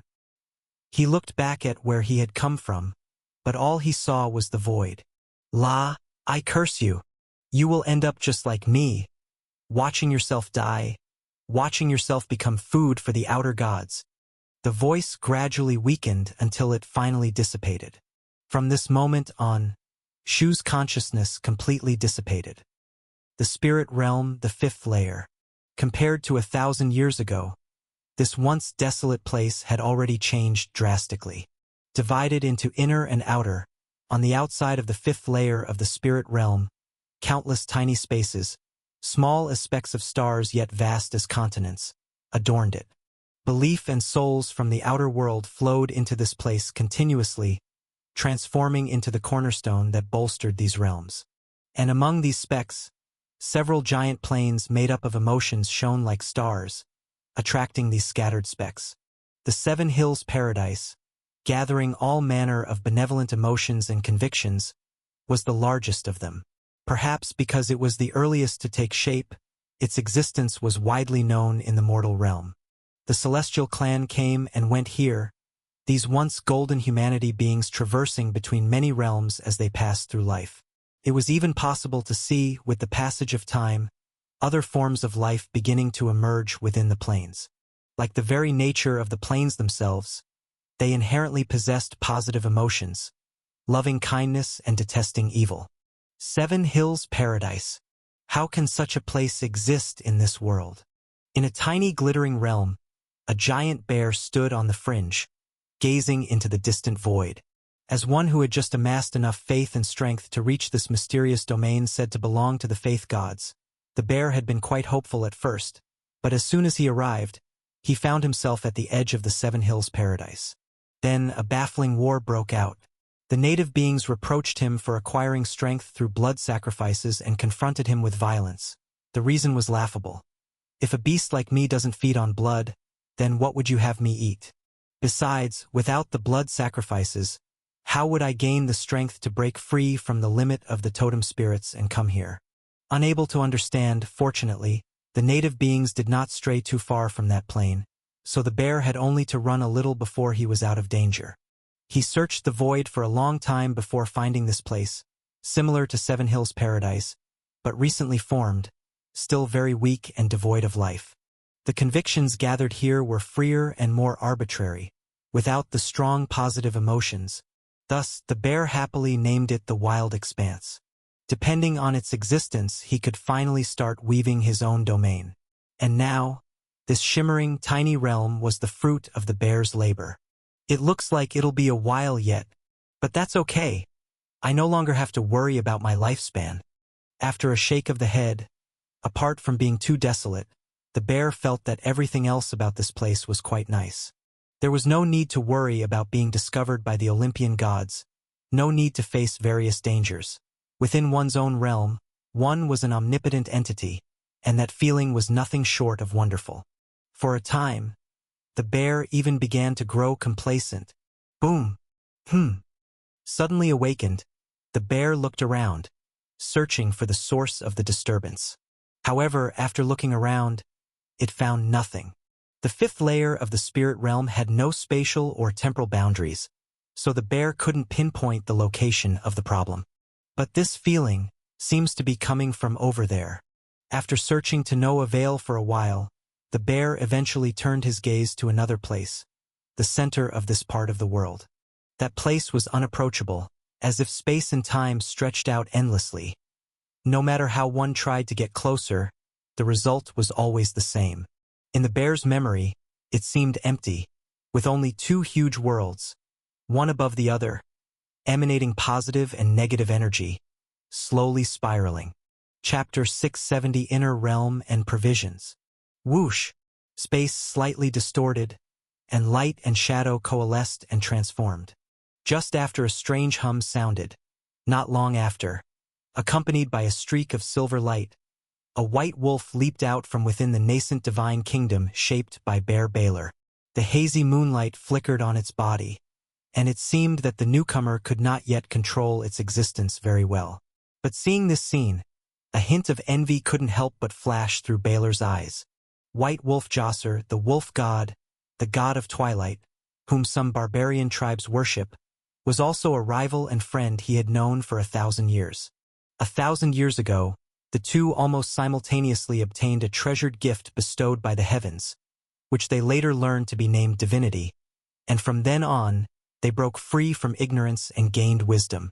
Afterward, driven by the instinct of their divinity, they became the totem spirits worshipped by two barbarian tribes in the north on their separate paths of pursuing faith and fought against each other for a long time. Of course, this didn't last too long, as tribes with totem spirits quickly stood out among the disorganized array of large and small tribes, grew strong, and thereby came into contact with the Olympian pantheon and the humans to the south. Under this unprecedented threat, they put aside their differences and banded together for warmth. However, though friends they were, because of differences in strength, there was always some disparity in status between the two. Over the past millennium, Baylor, whose divinity contained the domain of combat, had always been the stronger one. Even when it came to accumulating followers and becoming a true faith god, he was significantly ahead. However, all this changed after Josser II arrived at the fifth layer of the spirit realm. This old friend, whose original divine domain was only twilight, somehow came into the favor of the spirit moons. His twilight domain was taken away by one of the 5 spirit moons and transformed into moonlight. Thus Josser smoothly transitioned from a simple cultural faith god into a nature god. This was evident from the commotion of his arrival, which was through divinity ability, altering space that crossed the vast void of the fifth layer of the spirit realm. This ability was rumored to be a privilege engraved into the foundation by the entity that created divinity, allowing its possessor to spend a vast amount of divine power to have power almost akin to that of the Space Authority. Bear Baylor tried it once when he was constructing the prototype of his divine kingdom, but never again after that. After all, such high-level divine power consumption was too extravagant for him, a newly ascended faith god. Cultural godhood is different from natural godhood. He did not have the divine power supplied spontaneously by his godhood. Every bit of his strength was painstakingly extracted from faith and worship. Why have you come? Did you also sense the disturbance just now? But it seems that this change is not really related to us, right? Why come here instead of quickly adapting to Spirit Moon's blessing? Passing through the barrier of his nascent divine kingdom, Baylor approached the White Wolf. The somewhat chaotic spacetime struck like the tide, but it was easily blocked by a layer of fine golden light. This is why, in the beginning, faith gods sought out large, native outer realms like Seven Hills Paradise and Wild Expanse to attach themselves to, and near them, to establish their nascent divine kingdoms. After all, the essence of the deep layers of the spirit realm spacetime is inherently chaotic and disorganized. Unless one's own divine power is so strong as to fear no loss, one always needs to first find a sheltered harbor and slowly build one's little boat. Not really related? It looks like you didn't sense it. When the white wolf opened its mouth, there was no ferocity of a wild beast, but rather a hint of sanctity. What sensation? Baylor looked puzzled, as he hadn't sensed anything special. In front of him, however, the white wolf just shook its head slightly. A difficult-to-describe sensation of completeness that comes from divinity. But now it looks like this is a sensation transmitted by natural priesthood. Haha, I advise you to try and change the inclination of your priesthood too. After the previous ordeal, I always feel that to this world, only those who possess natural priesthood are considered half its own people, while the rest are merely insects. Speaking lightly, Josser didn't continue, because he wasn't sure whether his guess was right or wrong. What is cultural godhood? It is a man-made, inherently powerless godhood, just like the original Twilight that came with his divinity. Twilight also differs from starlight, moonlight, or firelight, sunlight. It's a man-made qualitative concept, a standard that isn't innately defined by the world. What kind of light counts as twilight and what doesn't, what traits twilight has, are all determined by humans. But of course, they also can be expanded upon later. Josser had painstakingly explored little by little through the long years, gradually giving Twilight some healing abilities, by changing the beliefs of his followers and imitating related powers. Of course, such an ability does not mean the creation of a new priesthood. It only makes the concept of Twilight seem more real and full instead of filled with artificiality and emptiness. Of course, all this was now irrelevant to him. The Twilight divinity that had accompanied Josser for 1,000 years was already lost, replaced by the small authority of Spirit Moon at the third layer of the spirit realm. Despite having only a small part of it, Josser felt deeply the fundamental difference between natural godhood and cultural godhood. Baylor, this is my advice to you. Although your brain doesn't always work well, you should know that I wouldn't deceive you. Smiling, the white wolf shook its tail, and then once again activated his spatial power to return to his own nascent divine kingdom. He had come to ascertain his guess, and the result was indeed as he had expected. You're the one whose brain doesn't work well, humph. As if I'd need your reminder if I had the chance. With a low huff, the huge bear thumped its chest. Of course, he also wanted to change his type, but there just hadn't been an opportunity. But at that thought, his large bear eyes couldn't help but look towards where the sound had come from before. The void of the fifth layer of the spirit realm was pitch black, and the distant spacetime prevented him from seeing the core or the opposing black and white interfaces above and below, let alone knowing what had happened there. If he could step into that place. He wondered if he could be as lucky as Josser and receive the favor of something, becoming a member of the nature deities. Boom! Different from the slight movement at the edge, at the core of the fifth layer of the spirit realm, a massive spacetime vortex was swirling unpredictably. The interface of positive energy was located above on the spacetime plane, while the interface of negative energy subsided below in the spacetime domain, and slightly to the east of their midpoint was where the spacetime vortex had formed. There, cracks like lightning zigzagged and twisted, with the laws of the interface unprecedentedly condensed and active. It seemed as if something was about to happen, delighting the origin of the fifth layer of the spirit realm. Whoosh! Like the Milky Way tilting or the ocean reversing flow. At a certain moment, as the rotation of the spacetime vortex reached its limit, it exploded with a thunderous blast. A sky-blue light streaked through the center of the vortex and then burst forth explosively in all directions. Energy and spirituality converged, and a nascent, small interface evolved. In almost an instant, another interface composed purely of elements and energy was born at the core of the fifth layer of the spirit realm. The inner realm wind elemental plane materialized, and with its birth, the other three positions on its unified plane also trembled slightly. In a location towards the south, similarly, fiery red light began to condense, and another elemental interface started to show its nascent form. Energy assembled, the void shimmered, and faint glimmers began to stir in the remaining two directions. But this was already the limit. When the inner realm, fire elemental plane also emerged, this change had to be forcibly halted. At the center of the fifth layer of the spirit realm, the four elemental planes were arranged like a three-dimensional diamond, with the interfaces of positive and negative energy as the sharp ends above and below. The moment they coalesced into form, the origin of the fifth layer of the spirit realm suddenly trembled. It seemed to want to undergo some sort of sublimation, but ultimately it failed due to insufficient strength. Even the two elemental interfaces that had already formed shook slightly, as if they were at risk of disintegration. However, the power of the interfaces immediately suppressed this, briefly stabilizing their structure. Has it finally arrived? Only two more, earth and water. As these changes occurred in the spirit realm, deep in the nine hells, the great serpent seemed to sense something as well. Within the chaos plane, the presence of earth and water naturally far exceeded that of wind and fire. But because the former were so powerful, they had each given birth to corresponding deities at the dawn of creation. The spirit realm's involvement with these two dominions couldn't be said to be nil, but it had always been on the fringes. However, to gather a complete set of the four elemental planes and allow them to cycle naturally, at least all four dominions needed to reach a level of divine power or higher. The part of Cryos's meteorology power, along with Shu's atmosphere and wind, undoubtedly met the requirement. Fire needn't be mentioned separately, as the great serpent itself had received a portion of the power from the flame kingdom within the nine realms, but since it was now adequate, continued to leave it within hell. But earth and water, having had no chance to intervene in this world from the beginning, could only rely on Hemenu's nine pillar gods to continue their generous support. Fortunately, in the great serpent's memory, among Egypt's nine pillar gods were Set, signifying the desert, and Geb, representing the earth. As for water, even without mentioning the primordial water, the rain and lake god were sufficient.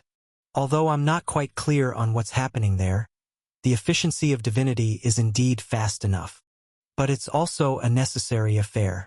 After all, only when the fifth layer of the spirit realm is perfected will it be able to wield even greater power. If we only maintain the current level, even if the world of Hemenu comes to an end, we're likely to gain little benefit. The faster, the better.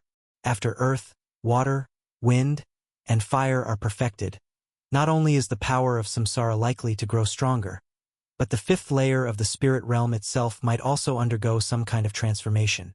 Whether taken sooner or later, the gods still aim to secure their spoils of war in advance, and this is the reason why. Digesting the spoils of war within the spirit realm requires time. If we were to wait until everything ends before starting, the opportunity might have already slipped through our grasp, with no chance of a repeat. Moreover, once the cycle is generated, the elemental forces will be able to convert into each other. If the origin of earth is a bit stronger and water a bit weaker, they can still return to balance in the cycle, it just takes some time. The more balanced and stable, the stronger the erupting force will be, and the higher its resistance to destruction will become. But all of this demands that the cycle be constructed in advance before the world of Hemenu truly reaches its endpoint. Just wait a little longer, it shouldn't take much more time. With its serpent head coiled, the great serpent's heart flickered with a hint of greed, and the aspect of evil flashed across its mind. In its memory, Hemenu lacked a world garbage dump like Tartarus to carry the chaos outside of order, the remnants of creation. But just because the place didn't exist, didn't mean the chaos and remnants would vanish into thin air. So when these converged, dwelling beneath the earth and opposing law, the chaotic serpent Apep was born as a result. Among the beings that had broken through the limits of a true god, its raw strength was actually the lowest, for it began as an incarnation with most of its power sourced from the three levels of hell it controlled. It might manage surprise attacks, but actual combat was a different story, and this situation was undoubtedly intolerable for it. Hiss! Apep, my food! The serpent's tongue flickered in the air, and the great serpent closed its eyes, the central court growing dim along with it. It intended to conserve its energy and then wait for its feast.